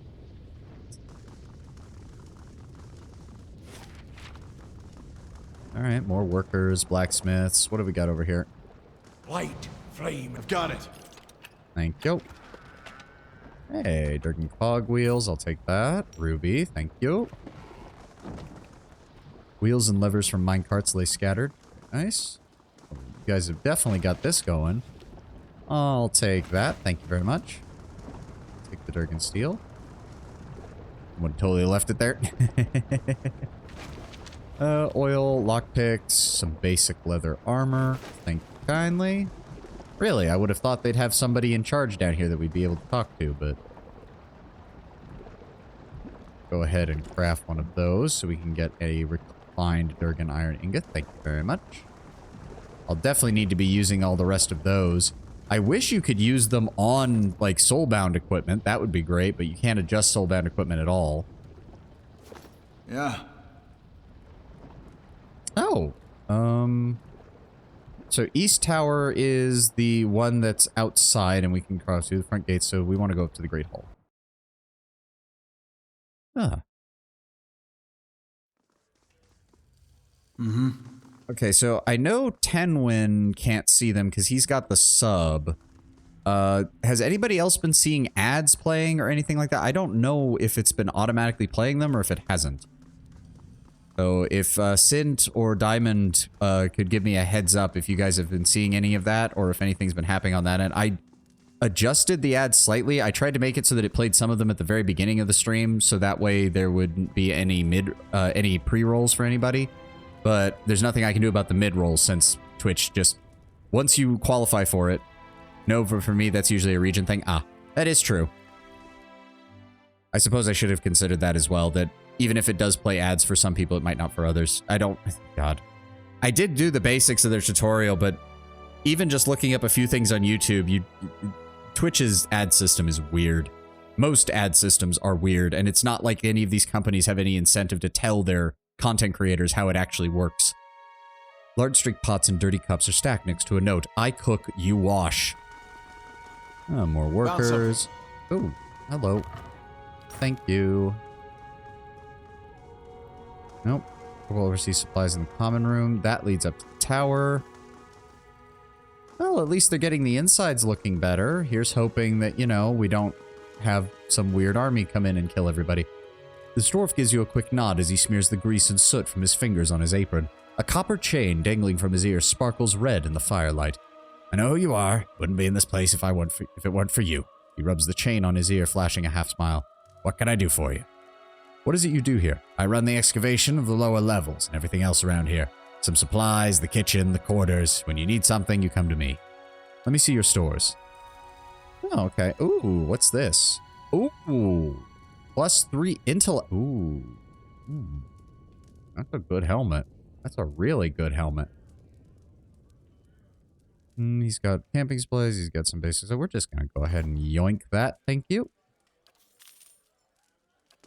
Alof might get a new hat. I mean... maybe. Immunity. He does lose out on the immunity to confusion, but honestly, confusion hasn't been as big of an issue as things like paralyzed and stunned, which...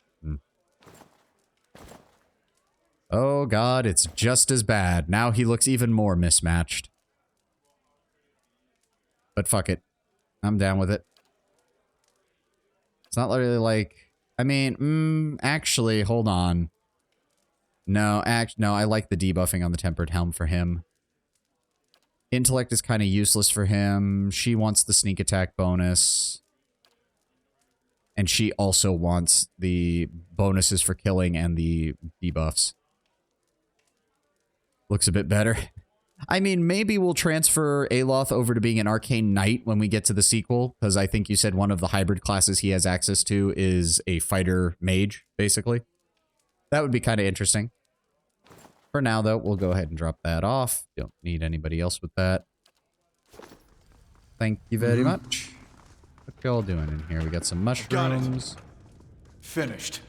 Thank you for the free experience points. Battle Mage, Arcane Knight is Wizard Paladin. Ah, okay.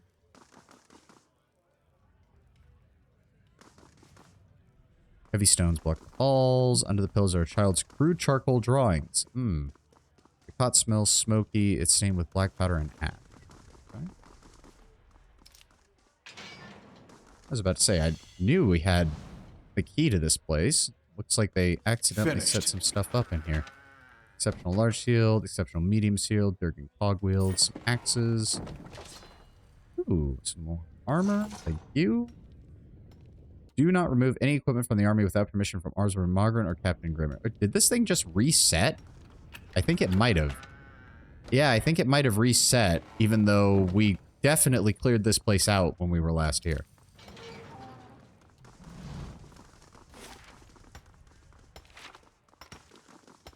Heavy stones block. Yep, the workers are working on that. What do we got over here? More workers. Nobody named. Nobody have to worry about. Ooh, gems. Thank you. Black powder, handle with care. Yes, please. Please don't blow us all to Kingdom Come. Yeah, more loot is more loot. I ain't gonna say no. Workers. That leads down to the hall. Okay, I guess we'll go do the tower now. Sweet. Do do do do do do do do do do do do. Going up the stairs. Do do do do do do do do. Can you all hear me? The whole I need to adjust my audio or something, because sometimes when I'm talking, the mouth isn't moving on the PNG, and that makes me worried that my mic isn't actually picking up when I'm talking. Well, it's not necessarily when I'm speaking. Like, I'll do little sound effects and stuff when I'm walking around sometimes just to fill the silence when the characters are walking across the map. Like, do-do-do-do-do. And sometimes when I do that, the character's mouth doesn't move, and it makes me concerned that something's... You can hear that too? Okay, then it's just me being paranoid. I suppose this is what happens when you're somebody who watches streamers for a long time and you see them have all these issues with OBS and other things, and then when you're streaming, you start to wonder, oh dear God, is this what happened to them? Is this what causes all the fucking issues? Gauntlets of accuracy. What have we got over here? Thank you for the money. And the money and potions. Thank you, thank you, thank you. Yeah, see, this is what I mean. If you have siege weapons, it might just be ladders and stuff that can get up here, because if you can get up here, then you can get through the doors here, and then you don't even have to bother with this thing. Ugh.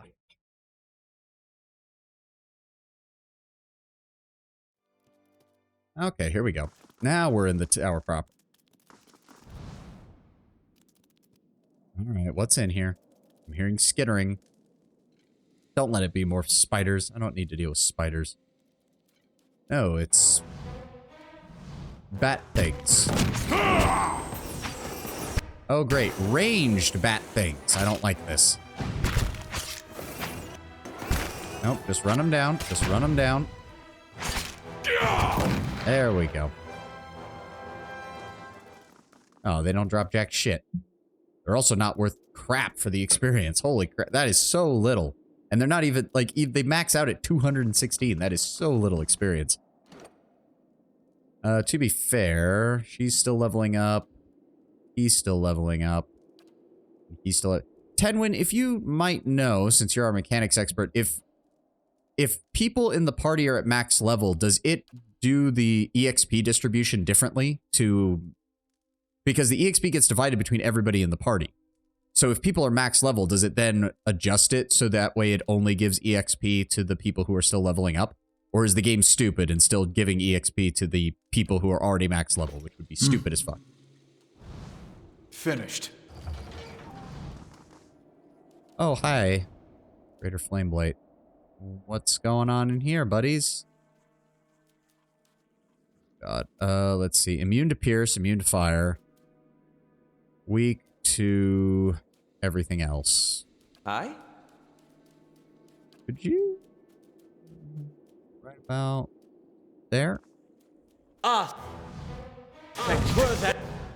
Oh, of course, there's more things in here. Immune to fire, high resistance to just about everything. Not immune to crush damage, though. Greater Flame Sprite, Magma Sprite. Okay, this is not good. Go ahead and Frenzy. Uh-huh. Go ahead and... Nope, they're immune to Dominate, so there's no point in doing that. Could try to grab that one, though. How may I help? Aloth, just give me another one. Thank you. Alright. Dive him. That's it. Okay, Zawa's getting his ass absolutely kicked by something. Guys, can we please attack? Yeah. Yeah. Come on. There we go.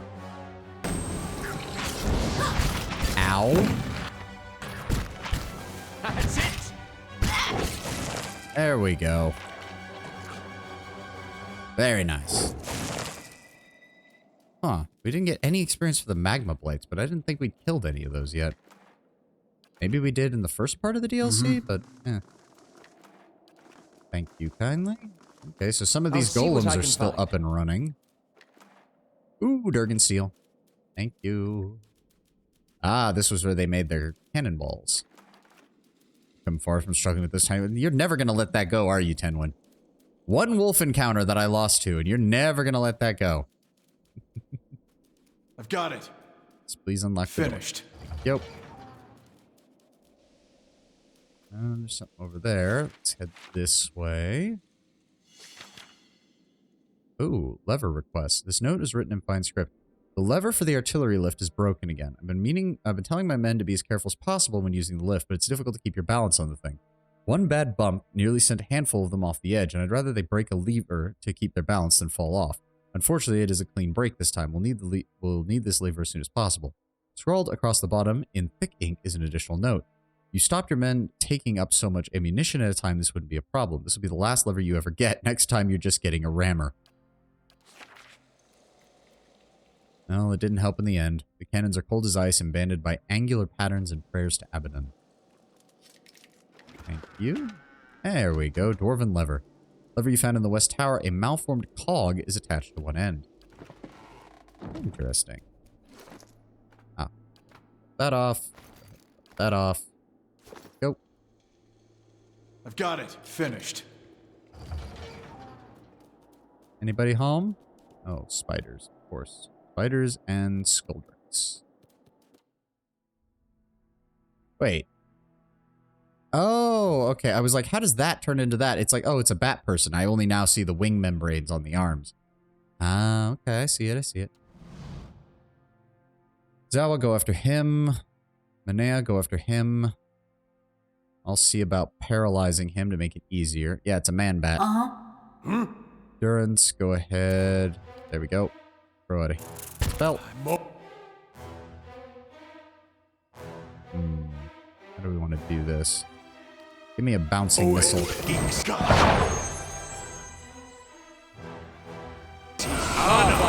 And AoE stun, of course.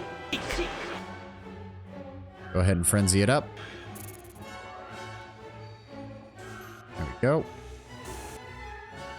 Now go after the spider. You two go after the young Skulldrak. Yeah, the combat sound effects are just not playing at all. Go after the small one. There we go. There we go. Very nice. No problems there. Plenty of Skulldrak ears. Cleared that out. Moon Spider, thank you very kindly. A fine spear. That's basically free money. That looks like it leads outside, so we're going to hold off on that. Keep exploring bit by bit. Helmets. Alright, let's just drop. Neha. Go ahead and paralyze him. Right here. Devil, swing this way. Aloth, give me a big old spell back there. Durance, give me an AoE buff. There we go. Let's focus on this one.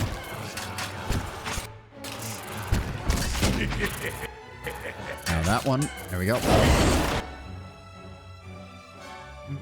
Just go ahead and cast another one down here. Keep them paralyzed. Thank you.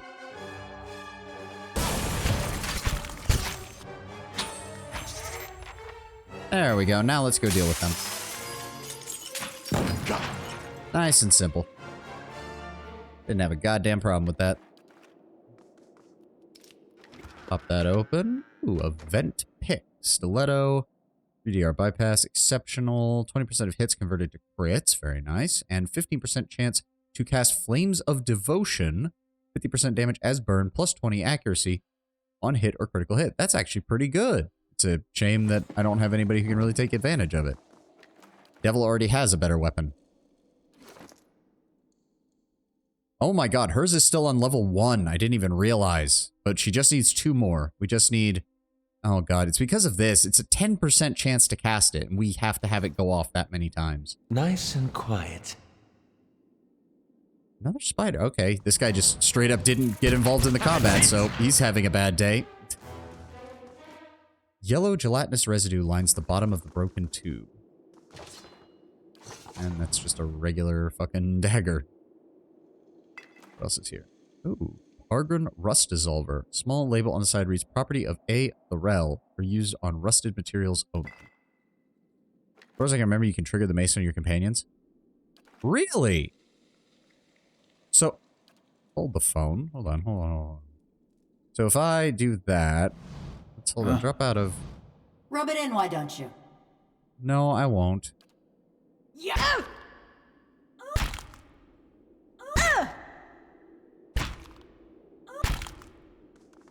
Oh, holy shit, hold on. Because that just went off. Yeah. Holy crap. Right here. Okay, try attacking... Oh, I can attack Durance. That's not what I meant by trust. That's not what I meant by trust.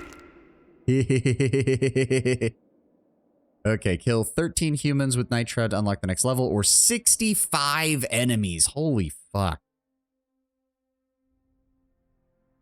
Gains plus 50 defense against blinded and dazed attacks. That's not really much of an improvement. I was really hoping for more. Well, it only needed 2. It only needed 2. Like, okay, it cost us a little bit of health on 2 characters, but hey, we're doing fine. Whew, good thing I sold most of my jewelry. I just wish I'd known that way earlier. Who knew a creature as disgusting as a diseased pudding could be so useful? The ability to not only prevent metals from rusting, to remove rust entirely is astounding. I can only imagine what sorts of contraptions we can devise without having to worry about exposing iron to the elements. As always, I get ahead of myself. Finding these creatures is always a chore. Keeping them properly contained is nearly impossible. I was lucky to acquire what few I have. Also regarding EXP distribution, Wiki has all the information, but not this one.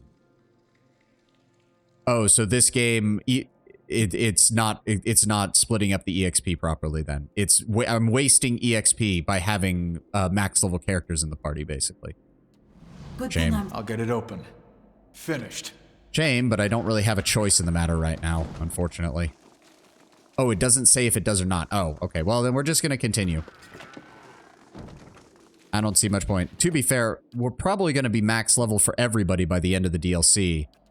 And then we'll see about who we want to take with the last one. Because I think it's just, yeah, it's just Aloth has a little bit more to go. She's got 5,000 more to go. And she's got 13,000 more to go. And they'll all be max level. You get more XP with fewer party members? Yeah, that's why I was wondering if it was still, if that was how it worked. I've got an idea. Let's stay out here. What is in there? Yeah, you know what? We're going to close that door for right now, and we'll figure out what's going on in there in a bit. The fact that Aloth had a voice line for that has me very concerned. Alright, Maneha, go that way. Zawa, split off to the flank. You all know the drill. Paralyze that asshole. And give me the buff.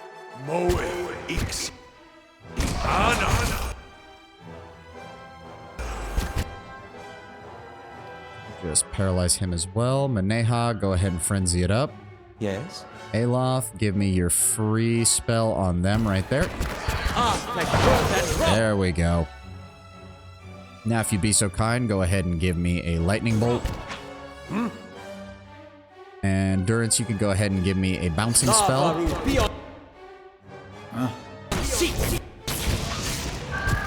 Yes? Bounding missiles.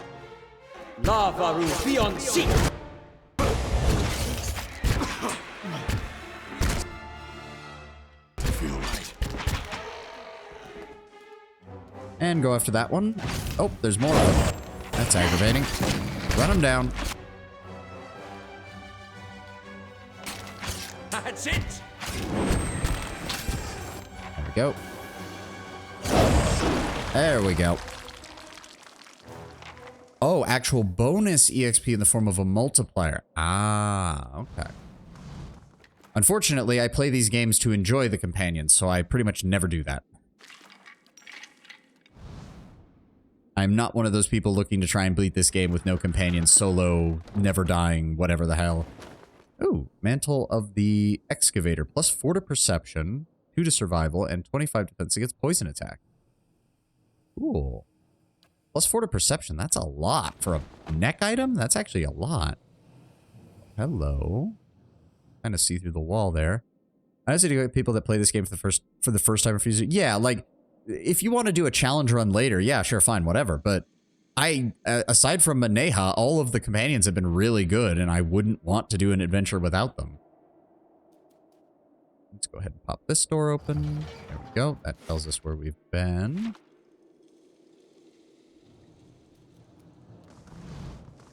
Okay, I so did not know it was possible for a lift to have suffered.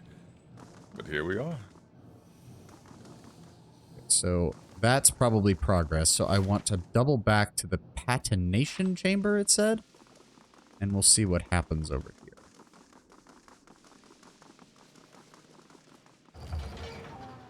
So we'll send in Devil.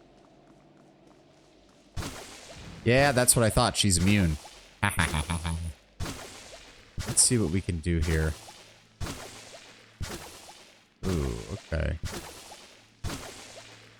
So we need something that is immune to, I'm assuming, poison, because, hold on, does she actually have a thing that says what she's immune to? Body control, Devil of Carrick's body, no, that's just counting as her armor.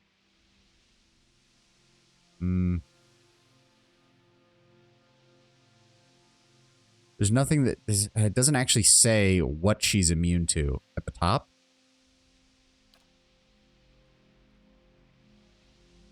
At the top, I'm not seeing.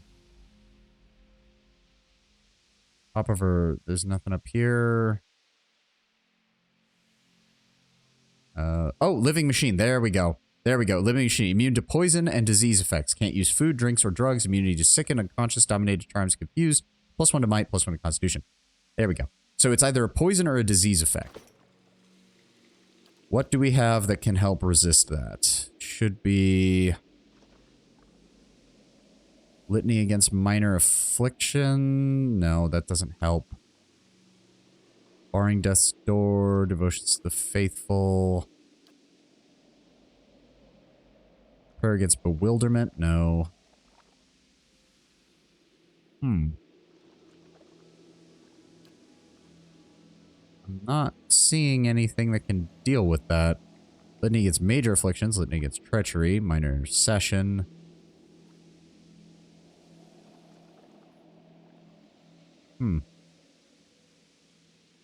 No, not prayer against fear. Prayer against infirmity? Probably for sickened and weakened. That's what usually causes poison and whatnot. Alright. Time to dive. Let's go, people.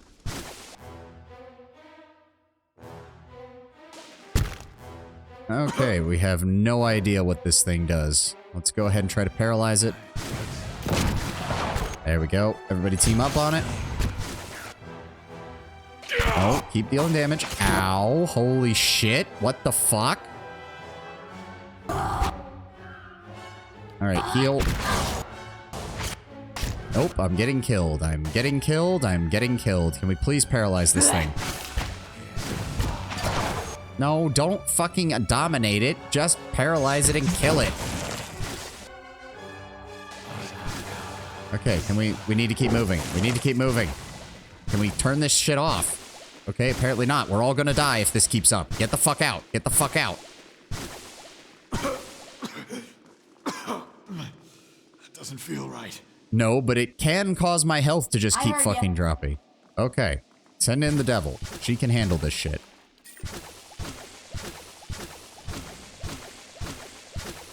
Cannons are encrusted with a thick, pungent slime. And that is a patinated cog. You found in the patination chamber is coated with a thick layer of yellow slime. I'm Game? going. There we go. Is that it? Okay, I guess that's it. I don't know why we can't find a way to turn off the gas cloud, but... Also, it says it was missing, but her health was definitely going down. Like, that's bull... Hold on. Oh yeah, her health's going down. Immune my fucking ass. Game, you lied to me. Well, we're definitely gonna have to rest before we go anywhere. Jesus Christ.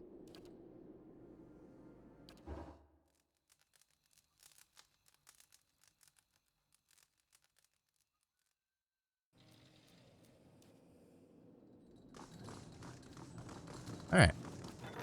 Beryl left the stronghold. Vicious war criminal left the stronghold. Okay. Let me see here. Chain is too rusted, it barely moves. Apply the rust dissolver. You pour the contents of the vial onto the chain. The solvent hisses as it dribbles down, melting the rust into a slick brown puddle. The heavy chain squeaks with movement. The gearbox looks strangely empty, like it's missing a cog. Insert the new cog. There we go. And lastly, find a replacement lever. It's slotted in. Pull the lever, Krunk. I mean, Zawa. The lift at last shudders into motion, lifting you towards the clouds. Yay! Did you check the hole in the wall? Shit, you're right. Fuck. God damn.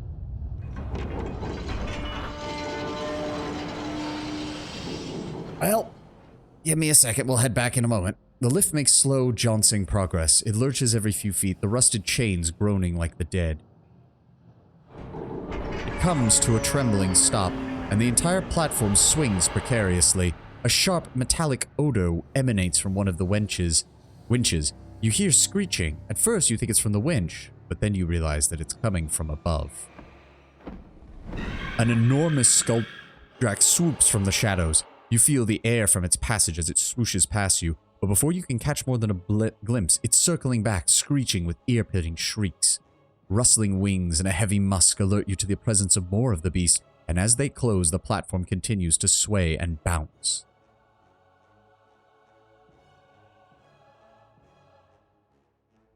Hold on. Can y'all hear that music?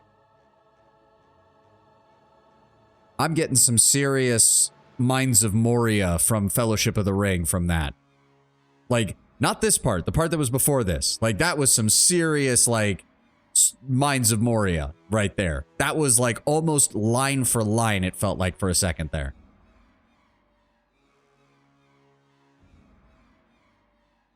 Okay, send someone to fix the winch. I'll do it myself because I'm the only one with mechanics. You scramble noisily towards the winch. your footfalls echoing in the dark shaft. A Skuldrek pulls away from the pack and flits towards you, drawn by the ruckus. But you draw yourself up to your full height, throw your shoulders back. The Skuldrek yelps and speeds past you, rejoining the pack. You reach the winch and set to work on the jam-rusted cogs within. The problem isn't as simple as you'd hoped. You see a solution in the snarled metal, but you'll need another minute to fix it. Continue fixing the winch. The largest Skuldrek dives through the middle of the lift. Its screeches turn to hisses as it spews a sizzling acid across the platform. You hear a scream and smell burning flesh. The smaller Skuldrek zip past in tighter and tighter circles as they close. Meanwhile, the largest of the bunch is wheeling back, preparing for another attack. But within moments, you've cleared the jam. You rush towards the lever, and as you do, the large Skuldrek swoops overhead, spraying the platform with acid once more. It misses you, but you hear a cry of pain somewhere behind you. You yank on the lever. The chains rattle and clink, and the platform begins to move. The Skuldrek scatter. As the lift continues to climb, the startled Skuldrek retreat back into the shadows. The platform rises from the tower, and you feel the cold wind upon your face.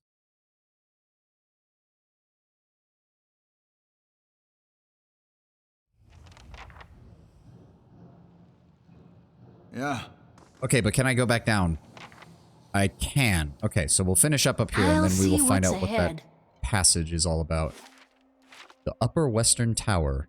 Alright, let's find out what the hell's going on up here. Ooh. Oh yeah, those are some big guns. Also out. Oh my god, what the f— well, we're gonna be resting before we fight anybody. Ow, what the fuck? Did all of you fail your fucking roll saves? God damn, dude. Oh, camping not allowed in this area. Fuck you, game. Fuck you, game.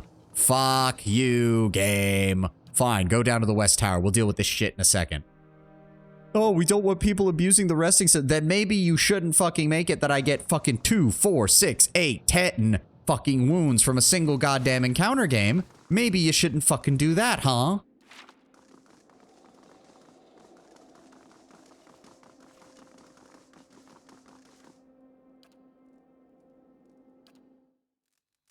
There we go. Everybody's rested up. They shouldn't have had to do that anyways, but what the fuck ever. You peer through the hole and see a wide, sturdy parapet running along the wall. Several feet along the wall, you see another broad crack that appears to lead to another room. Look down. Wind whistles by your ears. The peaks of the White March rise below you and continue off into the distance. Send someone out onto the ledge. I'm assuming this is athletics. So I'm gonna send Zawa. Zawa slides along the ledge. He reaches the crack in the wall. A noxious, eye-watering vapor seeps from within. Oh, don't tell me this is just to get into the fucking other place. Bash through the wall. Zawa pounds on the wall with his bare fists because he's a monk. It is taxing work, and by the time the wall starts to give, Zawa's shoulder flares with pain. Really? Another injury? The ancient masonry crumbles away, and a stinging vapor rushes through the breach. Are you... really? So that's all that does? Did that at least... yes, that removed the fucking poison. Okay, so yes, that would have been the smarter move to do.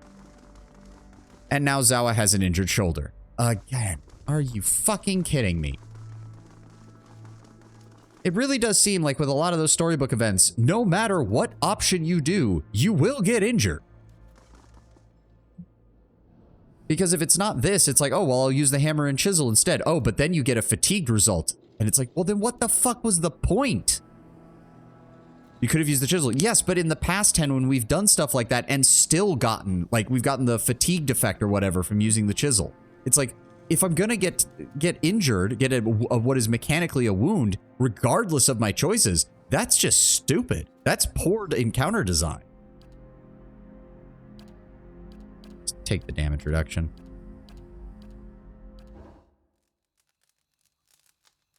I mean, maybe there it wouldn't have, but we've seen events in the past where we've had options, and all of the options still resulted in an injury.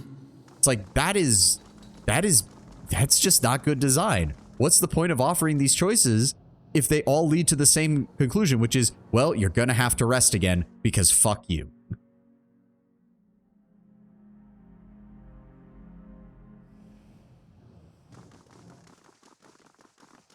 and if I find something good, you can have half.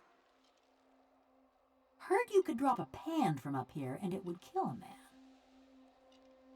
Oh yeah, I think Mythbusters actually worked on that, and they said no, it would hurt a lot, but no matter how high up you dropped it, even at terminal velocity, the coin would not do it. Although, to be fair, that was a Earth coin, so maybe the pans and whatnot are a bit heavier here, and it might actually cause some serious damage. I'm here. Maneha, you're supposed to be in the front. Right here. Please figure out your shit.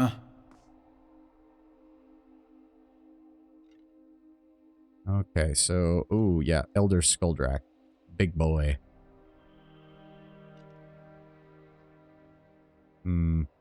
I actually think attacking from the other side might be better. They're a little bit closer up there, and we can use the steps to really focus them down. Yeah, let's go with the other side. Just sneaking around, sneaking around. Don't mind me, just plotting your imminent demise. But yeah, if we set Maneha and Zawa up right here. Hold on, let me see how close can we get. Right about there. Right here. Devil of Karok and me can hang out back here. How may I help? Aloth, thank you. What? Durance, move up, please. Aloth, go ahead and give me a magic missile. There we go.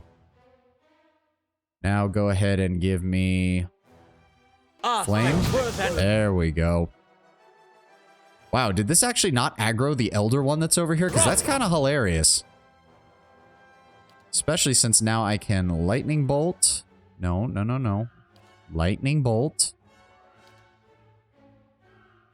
Send Zawa in to start attacking. Send Manawa in to start attacking.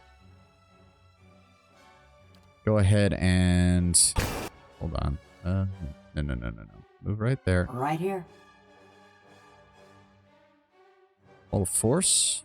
Hazard AoE. Crush damage. Hobbled. Yes. Go ahead and... Oh, God. Now I remember why I hate these. No. See, I just... Keep it that angle, but let me... You see what I have to work with? This is shit. This is so... Never mind. Never mind. Just cast the lightning spell. What? There we go. Now I want you to do a detonation on them. Go ahead and switch up that one. Yes. Actually, go ahead and just move. Oh, never mind. Come back this way. There we go. I need you two to deal with them. Me and the devil will hold up here. Aloth, give me a Shadow Flame on the back line here. You need to paralyze those assholes. Go ahead and buff. Nope. Go ahead and give me faster speed. Go ahead and frenzy up. Durance, go ahead and give me a healing spell centered on Zawa. How may I help? Aloth, give me a petrification spell here. Go ahead and freeze them. Go ahead and come over here and attack.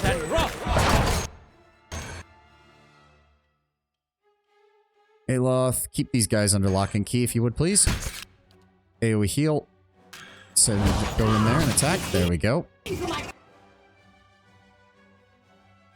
And then go ahead and give me a regular fireball while the rest of the group deals with these. Very nice.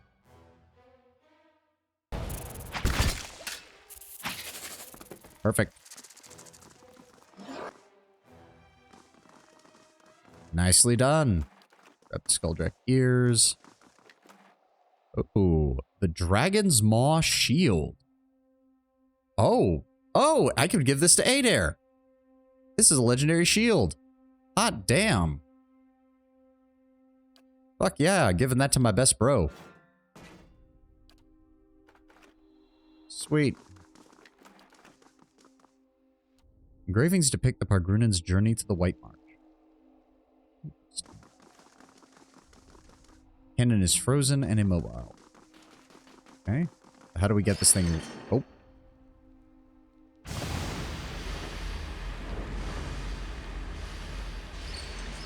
You turn the wheel, and a gust of steam begins to blast into your face. You stagger back and fall, spiraling towards smoke and flame.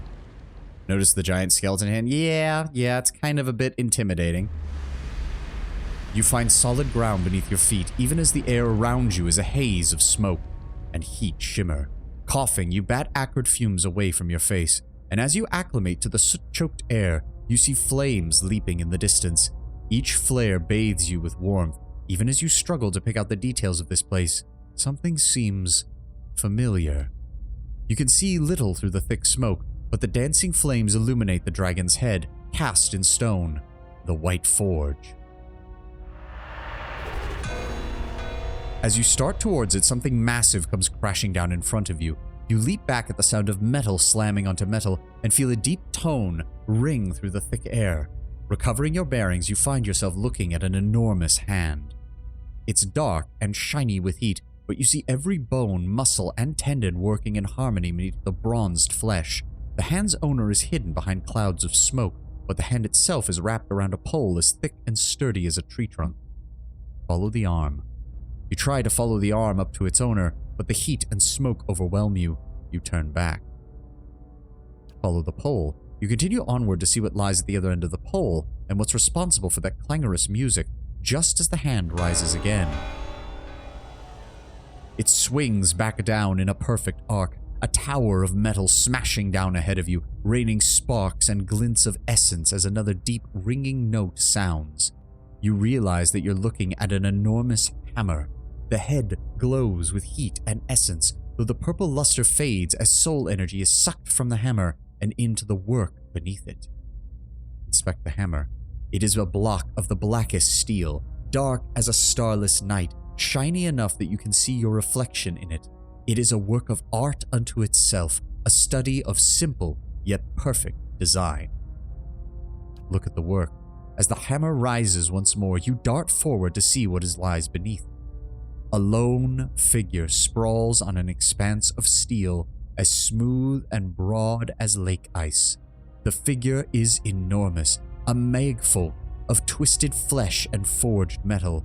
Its arms end in two spiked clubs, and its head is a blunt, eyeless wedge.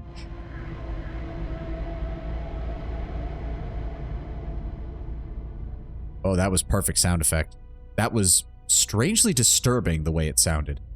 It opens its mouth and keens. The desperation in that noise reminds you of a newborn's fear and confusion.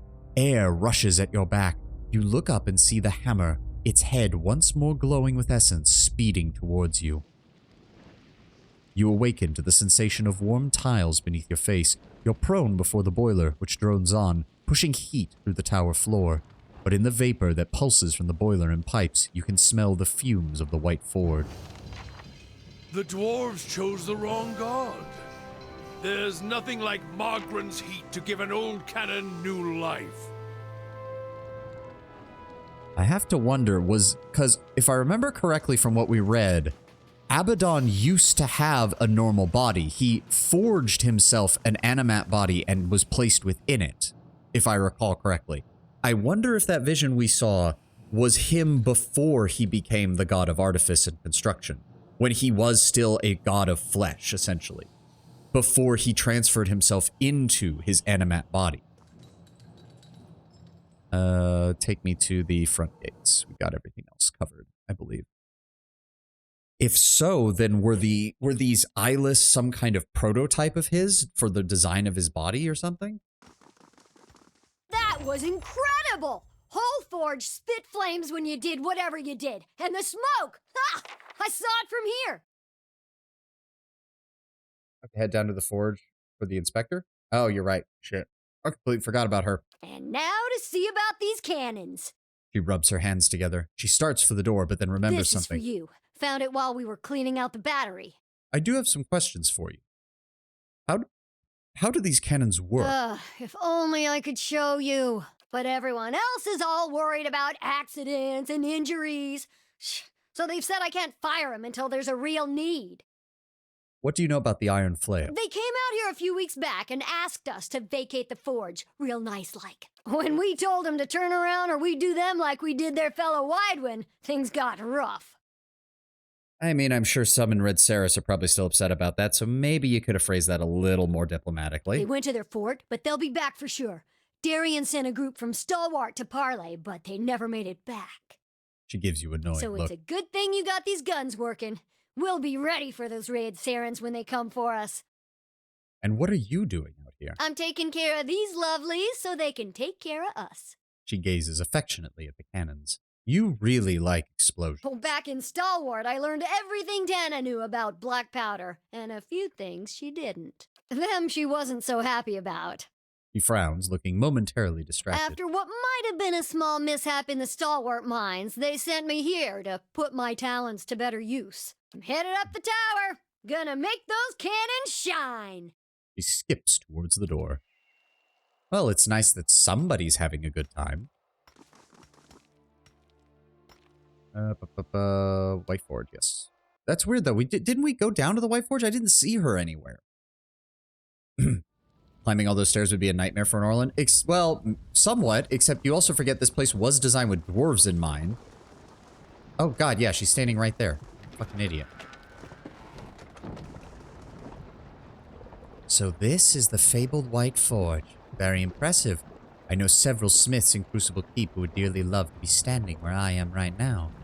I was told that the souls of the Pargrunen were bound to the forge. There's no precedent for such a thing, but I'm guessing that the value of the forge was boosted by at least 50%. These smiths working the forge, though, what are their qualifications? Who trained them? Surely the forge isn't being used as effectively as it could be. I think it would be more profitable for everyone if Crucible Keep trained smiths were brought here to keep things running, wouldn't you agree?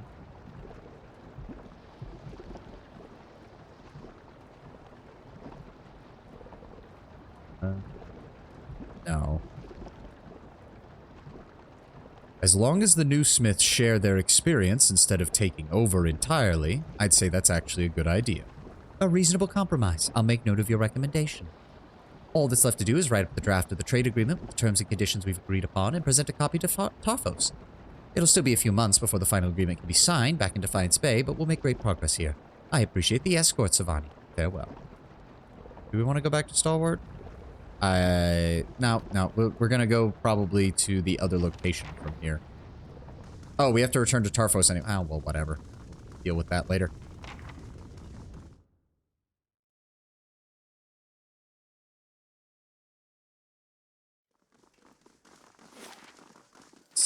Come on, let's go. Move it, people. I've only got about 45 minutes. Well, we did have ads this time around, so I'll try to stream like an extra 10 to 15 minutes just to make up for that. Because I don't... what does it do? What did I have it set at? 3... I think it was 3 minutes of ads per hour or something like that, so...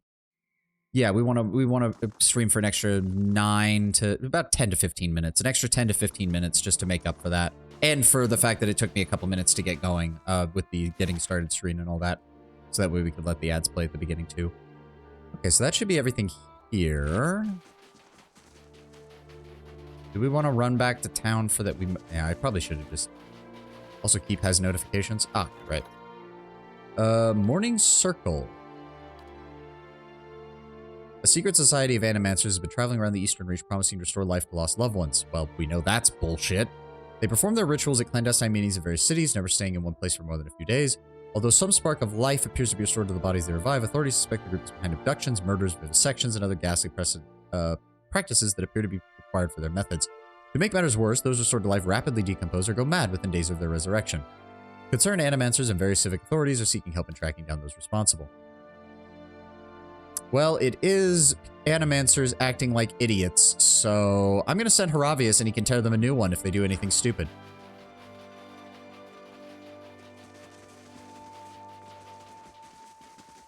Ooh, what's that? I'll get it open.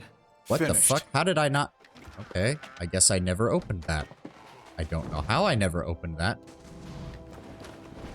But I never opened that container somehow.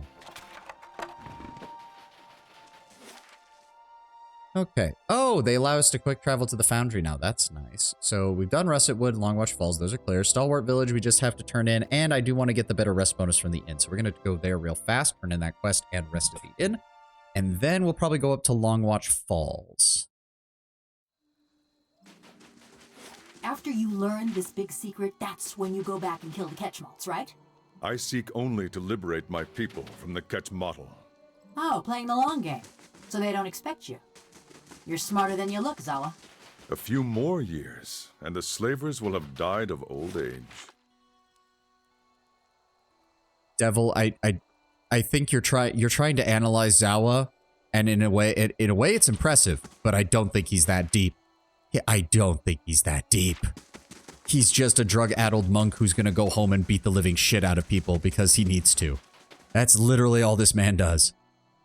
Savani, Nesta presented me with the terms of the trade agreement. I guess we're keeping the fishery open after all. Funny, Nesta had mentioned something earlier about the investors wanting to shut it down. Can't say I disagree with them either. Looks like she didn't have much else to say about the mines beyond what we'd already discussed, which is good. As much as I hate the idea of Defiance-based smiths butting into forge operations, we could benefit from their expertise. Everyone will be happy just as long as they stay in their place. All things considered, the trade agreement's better than anything I could have negotiated.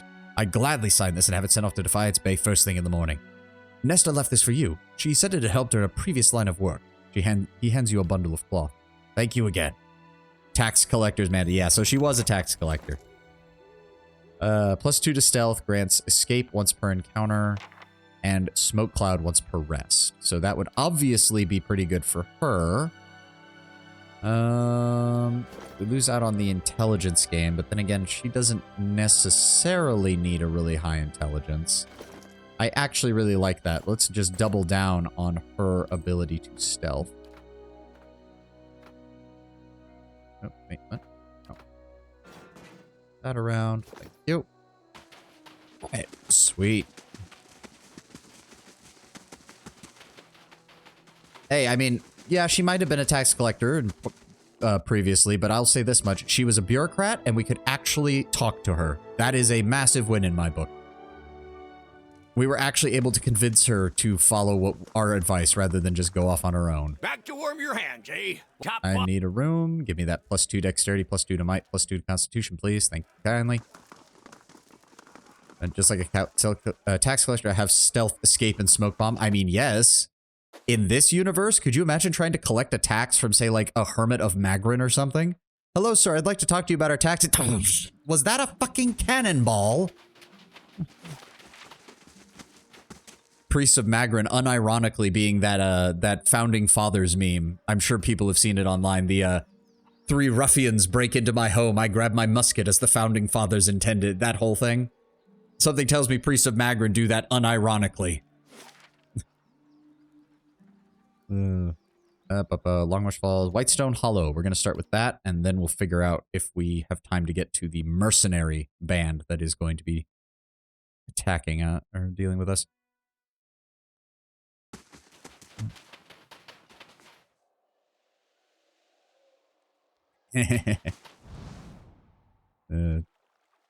Talk to Zawa. What? What do you need of Zawa? His quest can trigger it? Well, okay. I mean, Yeah. he's not saying anything. Usually it pops up with something, but I'll keep an eye out. Because he's also not saying anything in his dialogue options. Ooh. It's a bit hard to do? Okay. Whitestone Lake. Leave the area and return? Let's try it. Okay, hold on. We can do that. That's another reason I don't want to do the dragon just yet, is because I do not want to fight the dragon with this party. I want to bring Haravius, I want to bring Adir. I do not want to try and do this with Maneha and fucking Zawa. A dragon fight with them would probably be very bad. Hello, Gata, an Animancer, has arrived requesting a prisoner. I'm sorry, what?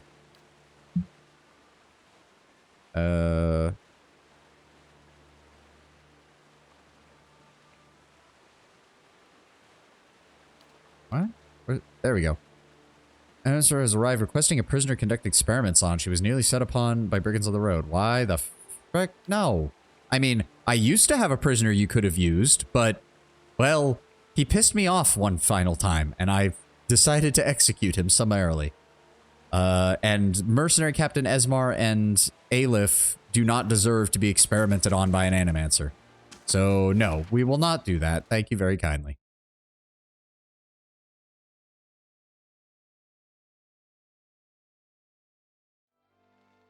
Zawa is ready. What do you need of Zawa? Yeah, no, there's nothing here. We'll just explore the area. We'll see if it triggers.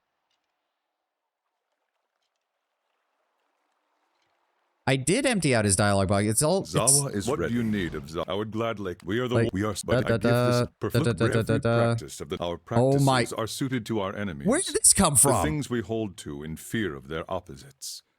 Things like pleasure and vanity. Even our own lives.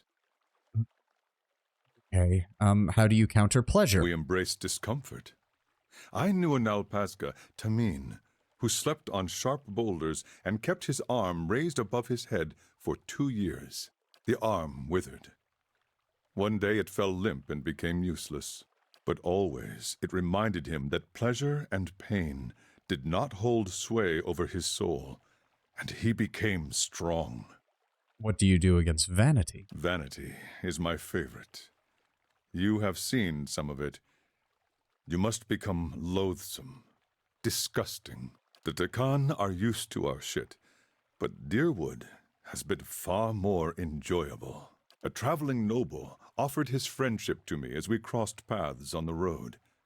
I blew my nose into his silken shirt sleeves, apologized, then vomited on his wife's gown when she expressed forgiveness.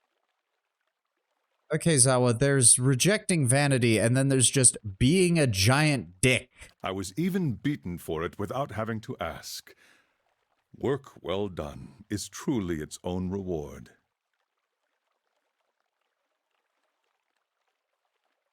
I have nothing. I have nothing. You have practices against clinging to life? Fear of death is our enemy, so we bury ourselves with our dead. We live on the carrion and meditate for days, even as the worms burrow into our flesh. He curls his fingers like worms and presses them into his forearm in illustration, applying far more pressure than is necessary to make a point. When I completed my trial, my master had me placed at the bottom of a mass grave to make sure his point was clear. In time, you come to know death. You accept its beauty and its purpose. So it is with all our enemies. We are the we are, but I give this answer. Look, rare every practice of the Nalpazga is a... Yep, we've seen that. Look, rare every practice. You think this, it is for us to learn what vanity, the Nalpazga teachings, then you, if you can loose yourself, they see a skull, they cause no pain. The Malkachoa, when you, but the Malkachoa often causes the stomach. If I did not, I would wander from, but to search suffering, I would gladly come. You would ask much of one who knows little. Okay, so that added another one there. Most Takan, they did not feel all that. They had no choice. She saw our last, so the timing was right. But when I would not be as I am now, without his lessons. When I was in my then master, he never gave me another lesson. I thought so as well. At any time, when Ishipilo died, you would ask much. Word of the Ketch model chieftain came with gifts to honor my rule. Oh, this is new. But his real purpose was to look me in the eye, to know if Zawa might be beaten. I looked at him, and I imagined that I was the Anitle, free of all the worldly snares, that my master had taught me everything. His mouth tightens. When he turned to leave, I saw he wore a secret smile, and I knew I had failed. 3 days later, they attacked. They were many times greater than our numbers. They had been trying to conquer us for generations, and the Takan chieftain had always sent them running. The power of the Anitle. He shakes his head. In my heart, I knew we would lose, and it would be because I was not the Anitle. Then what did you do? What we had always done. I gathered my Nalpazga warriors and led a charge into the belly of their army. The Nalpazga believed Zawa was the Anitle, and it gave them strength. For their sakes, for Takan, I believed it too. My mind found a place it had never reached before, I could see my enemies' moves before they made them. I could see my own actions in front of me, the path to victory. I did as I saw, and the Quetzalcoatl fell in heaps. And then the Quetzalcoatl chieftain came to face me, and he knew Zawa was not the Anitle. When I saw him, I knew it too. I hesitated. My enemies fell upon me. One by one, the Nalpazga were defeated, and Takan was conquered. What became of your people? Zawa takes a slow, steady breath. Of the men, they made slaves. Of the women, they made wives. Their way is to absorb the conquered, make them forget themselves. If the Quetzalcoatl defeated you, how did you survive? They take you alive if you are a chieftain. They break your body and your spirit. Then they show you to their people, and to yours, broken. After that, they cut off your head so that they may drink your soul from it. Okay, so I'm getting serious Aztec vibes from these Quetzalcoatl. Like, not just in the human sacrifice sense, but in the imperialistic, conquering tribes, absorbing them, that kind of thing. The Aztecs did that a lot in their early history, setting up their alliance structure, very formalized warfare systems, usually preceded by diplomacy and other such things. I'm getting a very serious Aztec vibes, not just from the names, but you got to escape. Oh no, they did all of those things to me.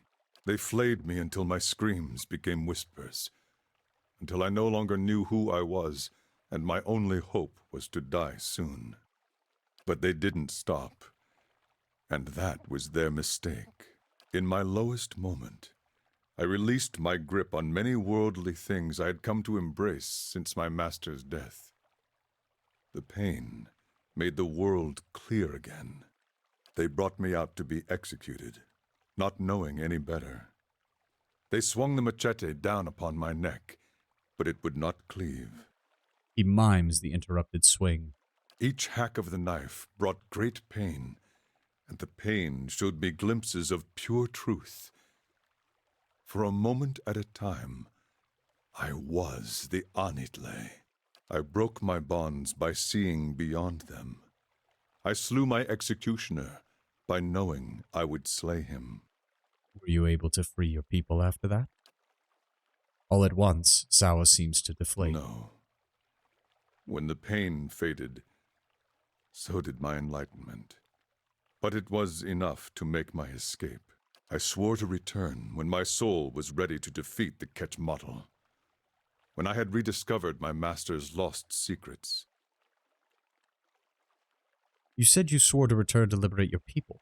Did you ever free them? No. I searched my empty homeland for any trace of Ishipilo's knowledge, but I knew he had left none. It would have been too dangerous. When that failed, I began searching the land to see if knowledge of the Anitle had come from abroad. I visited temples and monasteries. All the while, Zawa was trying to find the answer within himself as well. Meditation, Malkachoa, 1,000 practices he had learned as Nalpazga or dreamed on his own. He becomes nearer to the Anitle every day, but his soul is not free. He is not the Anitle. Is there not some way you can free them anyways, if you're so close? The final step is the difference between invincibility and certain failure. Quetzalcoatl has only grown over time, swallowed all its rivals. It would take no less than the Anitle to free and protect the Takan now. What if you die without rediscovering your master's knowledge? Then the Takan will be no worse off than they are now. But they do deserve better. You would ask much of one who knows little. Now I feel like I have to check all of his stuff. I hope they are said to be secret. Words are nothing but sounds. They can be weapons against us if we forget that. Using curse words often takes away their power over us. They're also a lot of fun to say. Sure. Okay, so yes, now we want to leave the area. Okay. Yeah, leave, talk to him. Yeah, I see what you're saying, Tenwin. I see what you're saying, now that we've got this figured out. To be fair, I didn't realize he had more dialogue because all the stuff was shaded in the dialogue option, so I figured he was done talking and we'd already... Then you hit your own father? Not I. That was Isilmir. Yeah, but you're the same person. Fine cock's feathers to that! I see your point. Zawa is ready. What do you need of Zawa?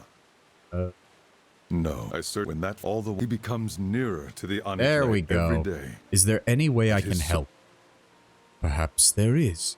In my journey to Stalwart, I passed through a place that put my soul on edge.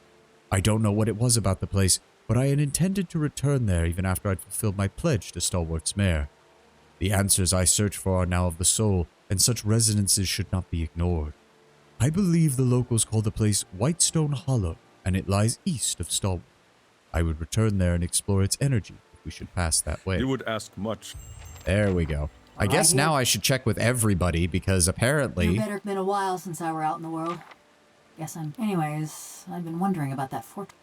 Near everyone thought it'd have just the thing they need. Those villagers wanted. Galvino always thought it carried some great... I don't know.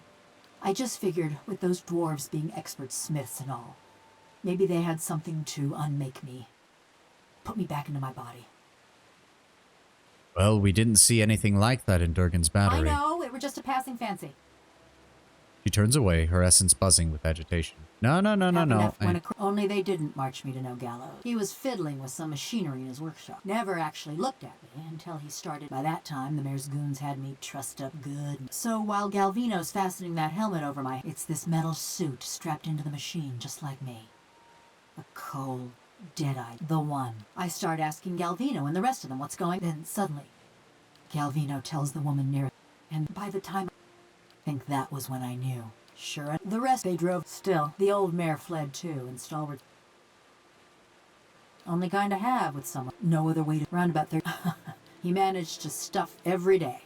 Yeah, I've had enough. Just 'cause I made a metal don't... No more than what Galvino... Nothing. Only couldn't... Ain't felt that murder, tracking, and the... weren't much mob. Dad was my brothers and sister. Okay, so that's Lead all the of way. hers. And let me double check with hers. Yeah.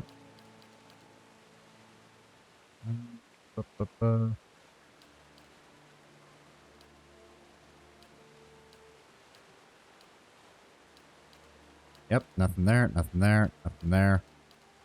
Come on. Okay, everybody's dialogue is officially fully tracked. All right, now go to Whitestone Hollow. Jesus Christ, that only took about 30 minutes.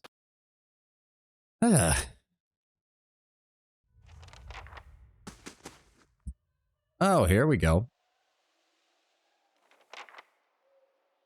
There is a spirit lion there, just ahead. Can you see it, Watcher? Zawa's wide-pupiled eyes track the movement of some unseen The animal. lion was the symbol of my master, Ishipilo. This is a sign. Has he come here at last to teach me what he would not in life? To be the Anitle? What do you propose we do? I have some herbs prepared, Malkachoa, plus some things I've been saving. We should eat them so we can meet with the lion in its world. It would be my honor if you would come with me on this journey. A watcher may see things that I cannot. Oh boy, it's time to go on a trip.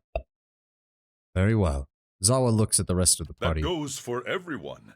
I would welcome the presence of friends. Oh boy, we're all getting hot. Wait, how's this going to work with Devil of Karok? He pours a scattering of leaves and mushrooms into a cup can and holds them out for the others to inspect. Maybe I could just inhale a few of the spores. There are simpler ways to understand the world, monk. A single stroke of my staff would do, but very well. Durance, you can't look me in the eye and tell me you haven't partaken of mind-altering substances at some point in your life. Shut up. No better friend than one sharing good drugs. This ain't fair.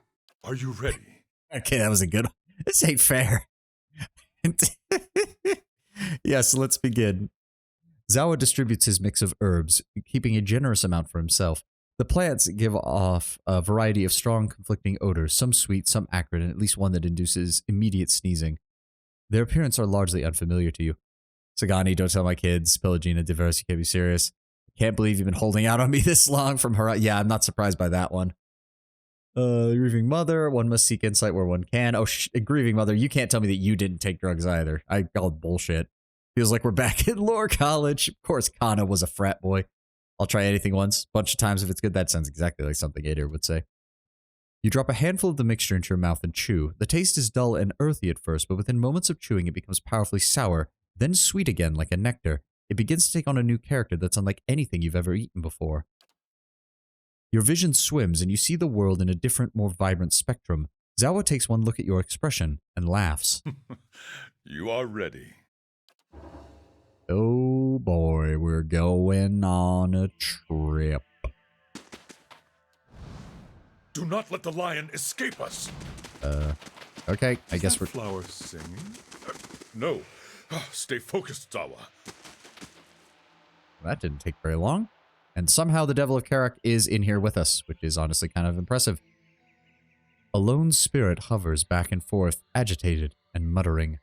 It's extra sweet that Sagani says, don't tell my kids. I don't know why, but maybe because of the fact is that we will never meet her kids across essentially half the world. Yeah, I mean, it is kind of sweet. Sagani does strike me as one of the ones in the party who really does see the Watcher as a friend after us helping her out with everything.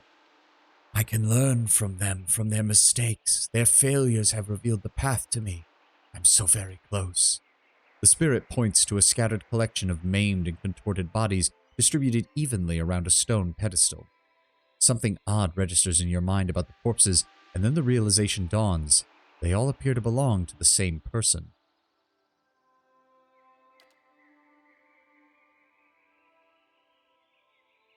Interesting. I wouldn't be so sure.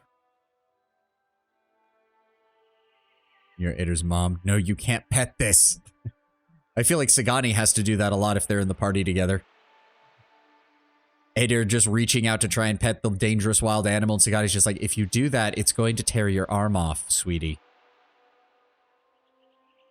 What are you getting close to? On that pedestal you see before you, I placed a gem for safekeeping. You have never seen such a perfect gem.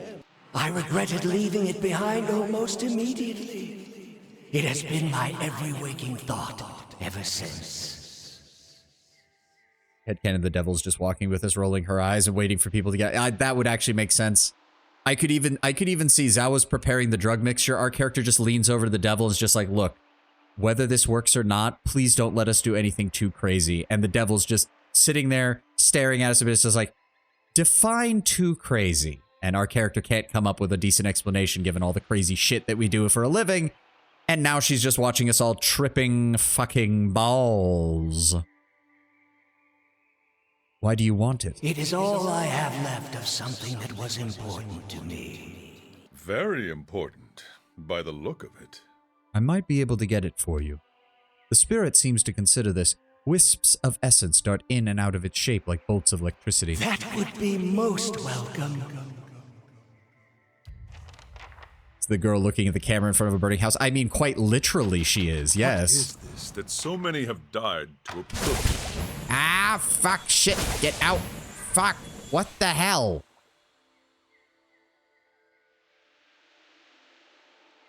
I will walk unseen. What the shit? Right here.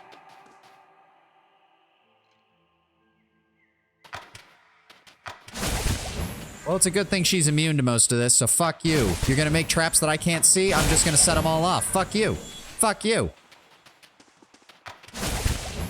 Oh, they're still there, aren't they?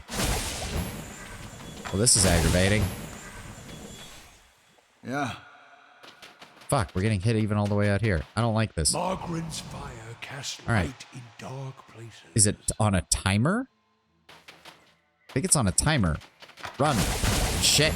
Run. Just run. Get through. There. Yes? Alof, get the fuck. Sure. God damn it. Ah, for fuck. There is no gem. Where the fuck? I am now very annoyed. I am now very annoyed. I am now very annoyed. Sure. And I don't like this. Uh-huh. What the fuck?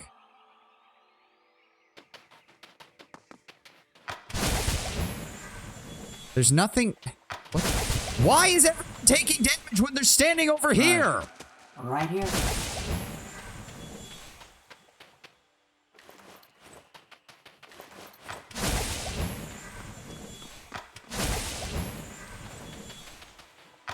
What? I am very... Thank you. It wouldn't let me fucking select it.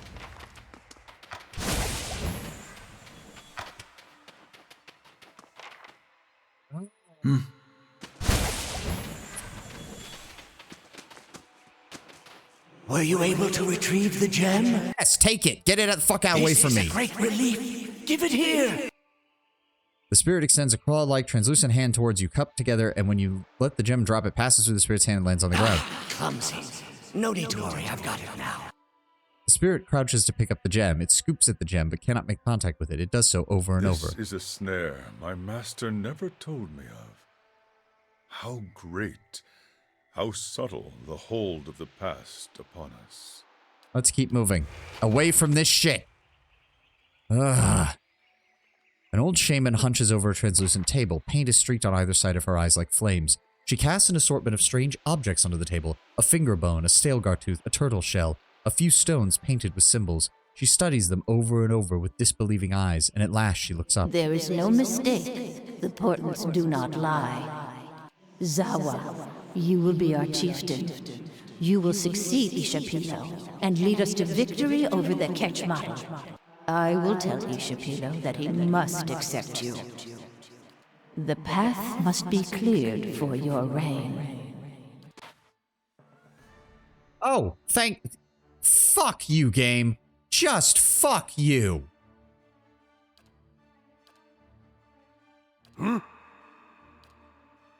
I'm here. Go ahead and paralyze that piece of shit.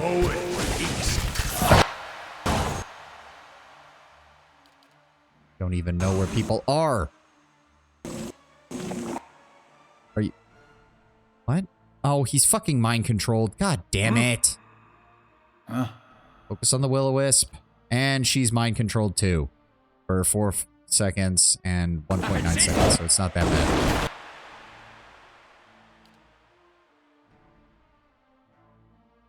Wait, who's... That's a Will-O-Wisp. So yes, we want to use this on all 3 of them, please. Turrets heal. Lead the way. Come on, go after it. Let's do this.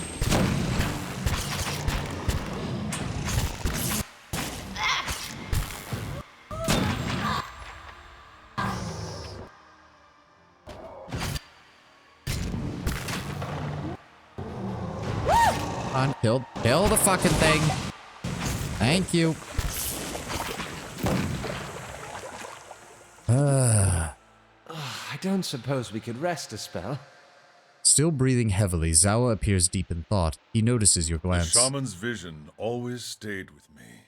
After my master had passed, even after the Takan were conquered, I thought of what the shaman had said and held on to hope. But I wonder if it did not also make me proud and foolhardy. If I ignored my own defeat because I did not believe it possible. The Takan aren't defeated yet. You're still here. Zawa has done his people no favors as chieftain, and the Ketchmata would mock your words. But what you say is true, nevertheless.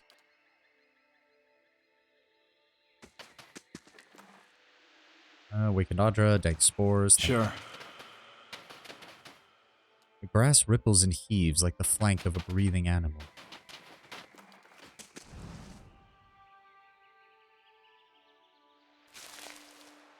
Berries.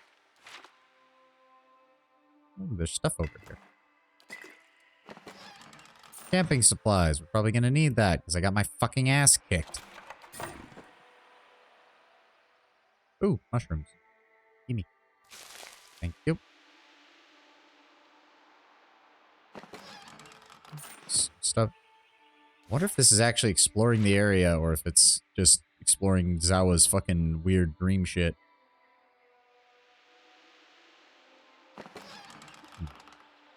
Vetrio's... Oh, pardon me. Vetrio's formal footwear. +3 to lore. Grants carouse. Fill quick item spirits once per encounter. +4 to dexterity for a boot item. Damn. According to old Valian folktales, Vietro was a young tailor from a poor village who dreamed of attending the Magiverno ball at the Imperial Palace. However, though he made many fine clothes for himself, he had no shoes to match, no invitation from the Imperial family, and no knowledge of palace manners. One day, a kindly wizard heard his wish and gifted him with an enchanted pair of shoes. They were formal enough for the ball, and the wizard promised they would provide all Vietro needed in time. Vietro took the wizard at his word and arrived at the palace gates the day of the ball, dressed in his best clothes and his new shoes. The guards on duty demanded his invitation, and suddenly the young man felt a weight in his pocket. He found a flask of fine spirits, which he gave the guards in exchange for entry. Continuing to the ball, he found himself in conversation with several Vicomtes and Marquesos. Vietro was certain his ignorance would betray him, but he spoke with such knowledge of history and custom that his hosts were impressed. His confidence in the wizard's shoes grew, and when he saw the most beautiful woman at the ball, he asked her to dance. The shoes guided his feet and his tongue, and such was his charm that he and the young princessa were wed by the year's end. Ah, an unironically happy ending for one of these unique items. That's rare. Pretty much all of the unique items have always ended with, and then the original owner died because they were an idiot with their newly found magical power.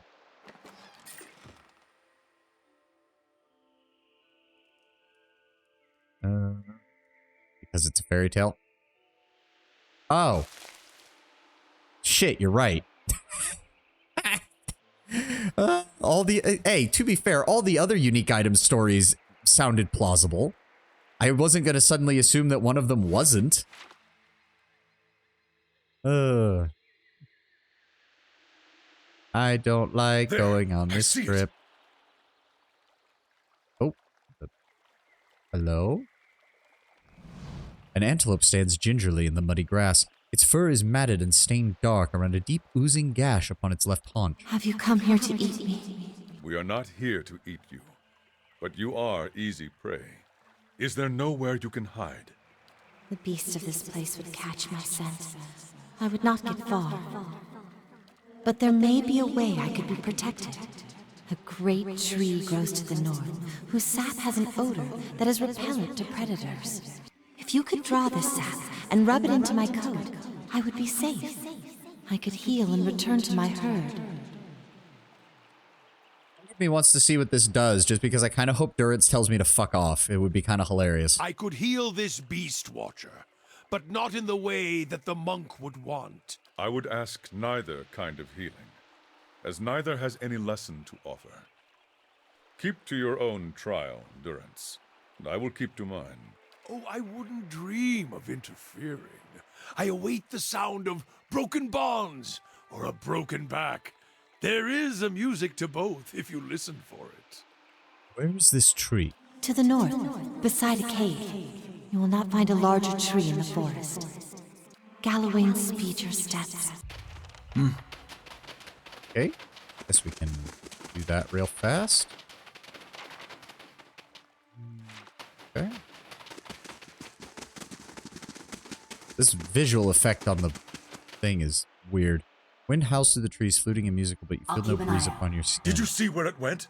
Small fish dart between the stones, little flickers of color here and there, gone again. The man's face is weather-beaten, his eyes sunken deep into his skull, and his body is scarcely more than a string of bones. He speaks with great effort, his voice dry and grainy. Will you help me? Water. From the waterfall, please. Why from the waterfall and not the pond? The man shakes his head sadly. It appears to be the same in every way, but alas, it only makes my thirst greater. Only water from the waterfall will do. I wish it were not so. We can get you over to the waterfall, and you can drink from the source. I have tried, but the water eludes me. I open my mouth, and it falls only on either side. I place cupped hands beneath and pull them out dry. Only the first time was I able to taste it. Never have I tasted anything so pure. Ever since, I have not been able to bring myself to leave. I wish only to taste it once more. That would be enough. I'll see what can be done. He nods in thanks and offers you a water skin lying beside him. You will need this to collect the water. I will be forever grateful. Okay, okay. Step lightly. Thing there. There we go. Got the sap. Let's keep going this way. See what's on this side. There we go. Got a waterfall over here. I will. Water flows from a pool at your feet upward onto the rocks above, as though time itself were flowing in reverse. It sounds more like a stream than a waterfall. Examine the water. Column of water, clear and pure. It flows is steady but not torrential. Other than the direction of its course, it seems perfectly ordinary. Gather some water in the water skin. You place the skin in the water and invert it, filling it steadily. Almost immediately, the water around your hand begins to roil and hiss. You feel an excruciating burning pain as the water begins to eat away at the skin of your fingers. Constitution, ignore the pain.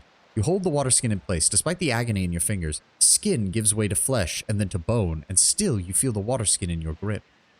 It's all an illusion, you realize. And with that realization, the pain fades. From one moment to the next, the enchantment fades away, leaving your ordinary hand holding an ordinary and full water skin. When you go to replace the stopper, something strikes your hand from below. Having been carried upward by the waterfall current, it drops into the pool. You reach down where it fell and withdraw a handful of jewels, pure and blue as the waterfall itself. Oh, cool. Sapphire, topaz. Alright. Let's go see what this guy's going to do, and he'll probably spawn another combat encounter, knowing my luck. Let's try to set up in the corner here. Very well. Have you had any success? Oh, of course, it teleported me around, so now I'm not in the position that I wanted to be. We were able to capture some water, yes. Wonderful! I've waited so long. His fingers tremble with excitement as he closes his hand around the stopper and slowly twists it. The stopper comes free suddenly and flies from his hands, propelled by a violent burst of steam. Oh, no. Oh. He upends the water skin, holding it above his lips, but not a single droplet falls out. He shakes it, twists it, squeezes it, to no avail. The water is gone. Given his history, I am surprised he had not foreseen this possibility. He longs not for the water, but for the experience of first tasting it. He is bound for disappointment. His suffering is very pretty, yet it feels empty.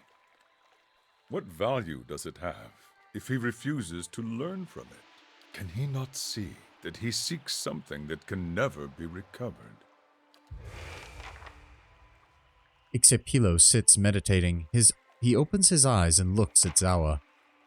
I was about to ponder the whole D&D Tavern Keeper having a book with ages allowed to drink would look like in Eora, and then I realized that this is in universe would kids most likely be completely fine with drinking beer, especially as it would be quite weak in this area. Yeah.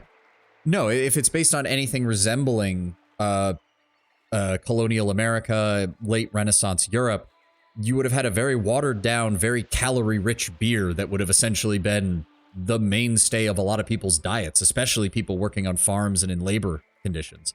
Like, that was just an accepted thing.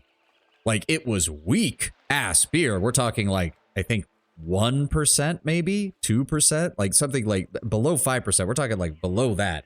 Very watered down. But the entire point was just that it was an acceptable calorie source and it was clean. Hello, pupil. You come to me with a question, do you not? He coughs, dry as desert sand, and Zawa stares at him, his mouth quivering faintly. Yes, Ishipilo. I have sought your wisdom across many lands, over many years. Are you here to grant it to me? Yes, pupil. I am here for you. Zawa nods and draws a deep breath. Our people are captives of the Ketchmotl. I need to know the secrets of the Anitle. Of course. The answer has been with you the whole time, pupil. You are blind not to... Ixepilo breaks down into a coughing fit, and as he coughs harder, granules of dust fly from his mouth in plumes. Master, please, I cannot hear you. Zawa steadies him by the shoulders, but Ixepilo's cough only worsens. Dust begins to pour from his lips by the mouthful. Answer me! Zawa's hands tighten around the man's frail body. He shakes Ixepilo, but the coughing continues. He shakes him again, and in Zawa's hands, Ixepilo himself turns to dust, scattering instantly to the winds. Zawa looks at the dust on his hands, holding them cupped as if to preserve some vital piece of his master's wisdom. Despite his best effort, the wind carries off the remains, leaving him with nothing. He frowns. Even after his death, I have always felt that when the time was right, Ishipilo would find a way to teach me his secret. And yet here we are on his trail, and his knowledge is no less a mystery to me. Is this what I am meant to see? That his teachings will always be beyond me?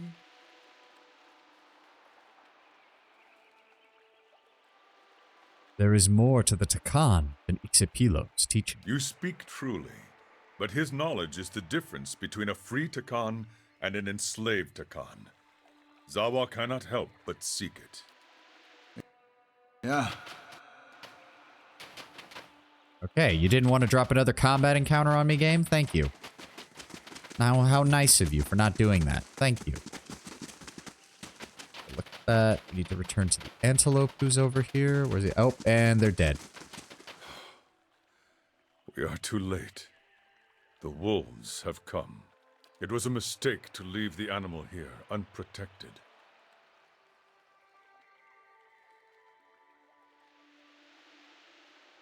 We did what we thought would give it the greatest chance of survival. That is difficult to accept. In my heart, it feels as though there was more we could have done. In the end, though, the wolves would have come. They can smell weakness from great distances. We may have been bound for failure from the start. An unusually tall man with a brown, leathery skin and regal carriage bows to Zawa. Chief Aurelia, why are you here? I come on behalf of the Ketch Model to pay you tribute, great chieftain. Tendons bulge at the side of Zawa's neck. His fists are clenched, and for the first time since you've met him, he appears on the brink of losing control. He speaks through gritted teeth. You have come to see if I am ready to protect my people. The Ketchmatl chieftain smiles, bearing glistening teeth. Well, are you? Oh, okay. We're just gonna be doing this then. Alright. Ooh. Oh, he's transforming. Okay, okay. Shit. Alright, alright, alright. Let's see if we paralyze him. Right here. Devil, move up. Anea, move up. There we go. Alright.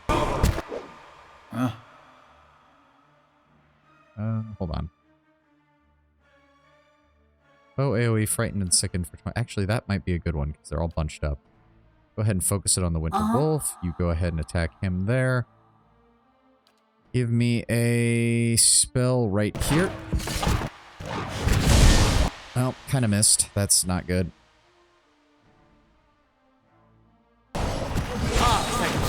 There we go. Kara, can you get the fuck up, please? So I'll speed up your attacks. Uh-huh. Ow. Nope, kill the priest. Now the wolf. Thank you. How could you so weak it? That's a heavier monk outfit. Basic equipment, alright. Zawa contemplates the body of his enemy. When the Ketch Model chieftain saw me, he knew I was not prepared to resist him. If I had been more convincing, I have always believed they would not have attacked. They would have come for you, sooner or later. Zawa sees this now. This was the life of the Takan. We lived knowing that one day the wolves would come. And finally, the day came when we were wounded and could not escape them. Zawa shakes his head and smiles bitterly. I have been caught in a snare, worrying over things that could not be changed. These visions shame me with their truths. Ishipilo never warned me of this, but I should have seen it sooner. I have become a slave to knowledge I will never learn. I have denied all my failures, yet I feel no different, no freer than I was. There is something I am missing, even now.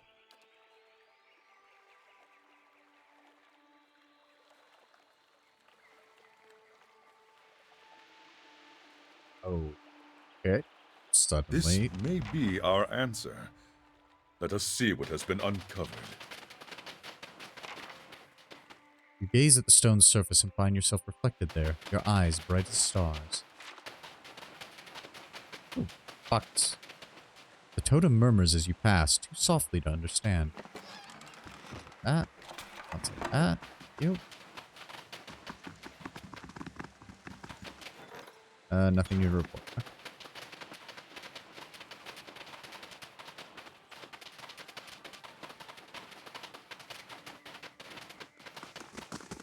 And what have we got? Oh, you must come with me at once. Zawa, you should not be here. If you are caught, they will execute you, and they will not fail twice. I do not care about my life, Namaltia. I come to liberate the Takan. We will unite and revolt. And who will you unite? Our men are dead or broken. Their labors were too cruel. Our women are mothers to catch model children now. The Takan live only in your mind. Zawa stands in silence, staring where the apparitions had been. Did that really happen, Zawa? Some years ago, Zawa considered that he might never learn Ishipilo's secret. But he had vowed to return to his people. And so he did. He journeyed to Ketchmotl, and while their warriors were off raiding, he spoke to the surviving Takan he found there. And what was it about? An argument Zawa had with someone once. His jaw is clenched. Nothing came of it. And who was that woman? She was a Nalpazga warrior, eldest daughter of the shaman. She would have been, the wife of the Takan chieftain, if the Takan had not fallen. You never told me. For once, Zawa seems unable to meet your gaze. Zawa has never spoken of it to anyone. His face is tense. His skin lacks its usual smoothness. He looks very old. He waited too long in returning. If there was a time to liberate his people, it passed long ago, while he searched for the secret of the Anitle. Why did you continue to search if you know you'd fail? Ishipilo's knowledge was the one last thing of Takan that might have been recovered. But I see now that I was caught in a snare. The gem, the antelope, the waterfall. Their lessons were not about Ishipilo's secrets. They were about my vow to return to the Takan. Zawa lied to himself, refusing to admit it. More than that, he... I guess the way to best describe it is, from the sound of it, the moment for his revolt should have been when they tried to execute him. But he was still convinced that he was not the Anitle. When in reality, it seemed that he had achieved the status of Anitle. And because he lied to himself about that, he lost his chance. Perhaps forever. He is quiet again. His eyes search the ground, then seem to fix on something. You look down but see only a small worm burrowing into the earth near his feet. He stares in that direction for a time, then slowly he looks up at you. The time of my people has ended. There is nothing more I can do for them.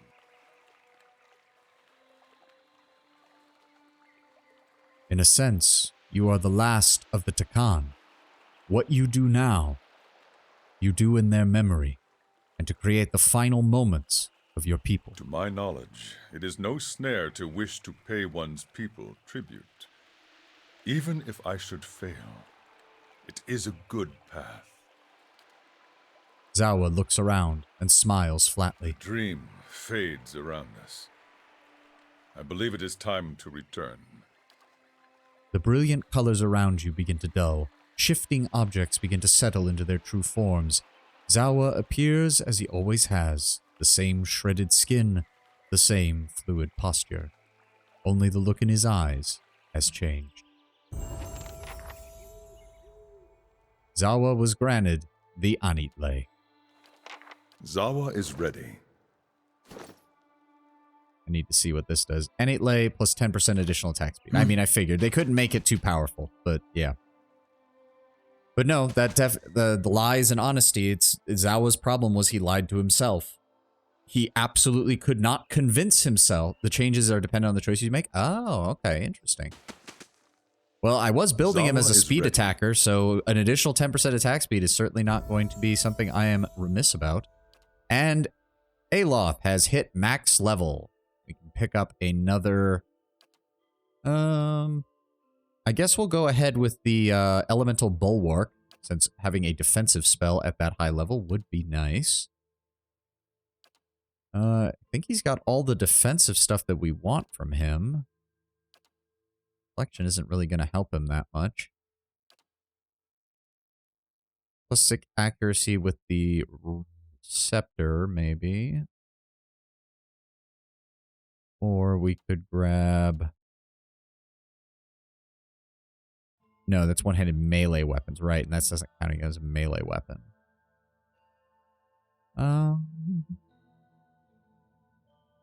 25% additional damage with implements deals 3 raw damage to self when attacking with said implements. None of these really help any. So I'm thinking...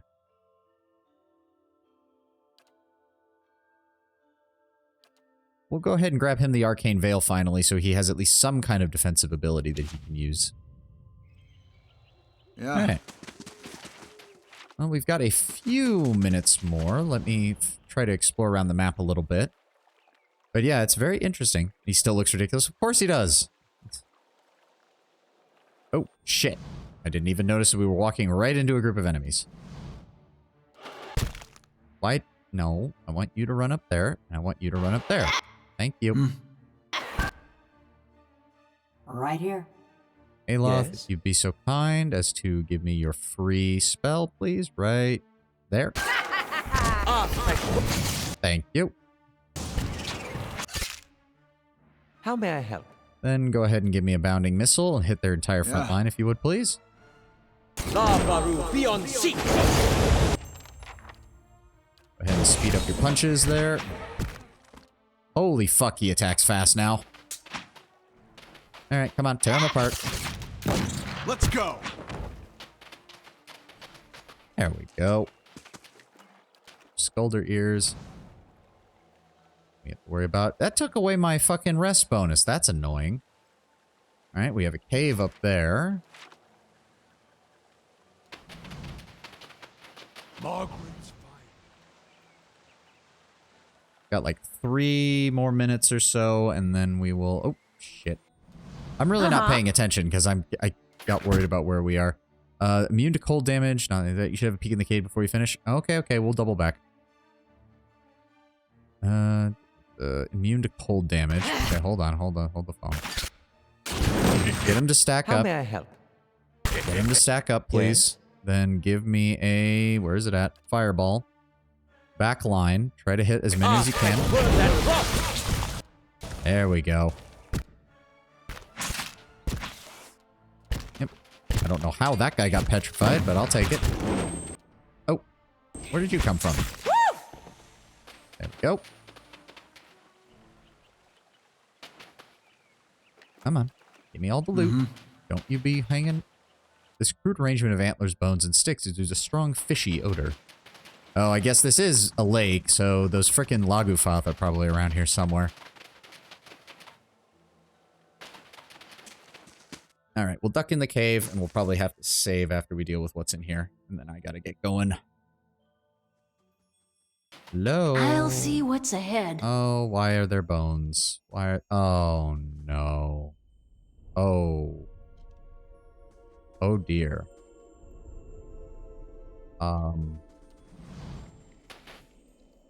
And the fox from the farmer did run and leap. Run and leap. Oh, what he did, those poor little sheep. Despite the little girl singing, the wicks around her are strangely calm. They scratch their claws in the dirt, bloodshot eyes half closed, while the girl sings and hums her song. Suddenly, she looks up and notices you. Looks around the cave as if hoping that you're here for someone else. I'm Mila, and these are my friends. She waves an arm towards the wicks, then regards you with some concern. Did you come to play with us? The wicks look up at you, look up at the worry in her voice, their pupils narrow to pinpricks. Your mother's looking for you, Mila. Mila flinches. Her face scrunches into a defiant little frown. The wicks notice this movement and hiss. Big tongue, Mila's high-pitched voice cries out at the nearest hissing wick. Be nice. She turns her attention back to you. I don't want to go back. She yells at me. I just want to play with my friends. She makes a little mound of dirty snow.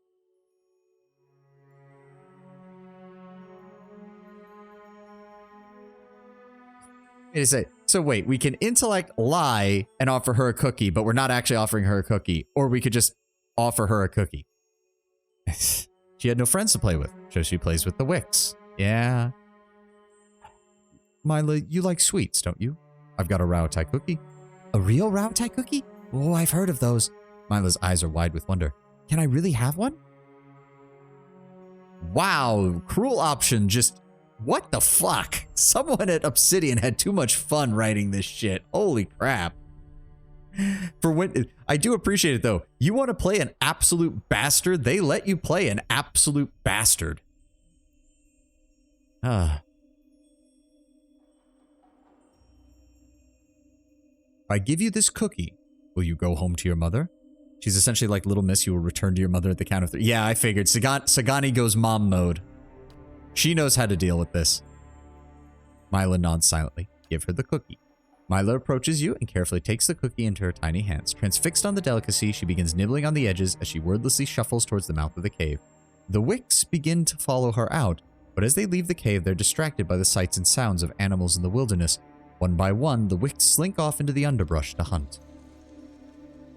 Well, I mean, maybe we won't have to kill these ones, and these can be some of the wicks that actually manage to survive if we go forward with Hylia's plan. I still don't even know if I'm going forward with Hylia's plan, but it is still sounding like the better option between the 3 that I was presented. Or 4 that I was presented, technically. Okay. That gets us past the 3-hour, 10-minute mark, so that will be where we end for today. Yeah, that went nice. We actually managed to do pretty well there. But let me see here. Let me pull up Steam. Oh yeah, it's been. I guess it must have been running them because the pre-roll timer has been running down to 0 and then coming back on. So I guess that worked out pretty well. I guess. I hope the ad stuff worked. Thank you all for joining me today. Hope you all had a wonderful Wednesday. Let me see if we can find somebody to raid. Maybe somebody else is on. Xander is on. Yes, he looks like he's still playing the Cthulhu Noir game. I don't remember what it's called. Sinking City, that's it. We're going to go ahead and raid Xander. Give him a quick raid real fast. I hope you all had a great time on stream and a great time here with us on Wednesday. I'll see you all on Friday at our normal time for more Pillars of Eternity. Yeah, I got nothing else. I've had a really good day. I hope you all have a glorious day and a glorious rest of your week if I don't see you later. But I'll see you on Friday otherwise. All right, you all have a good one.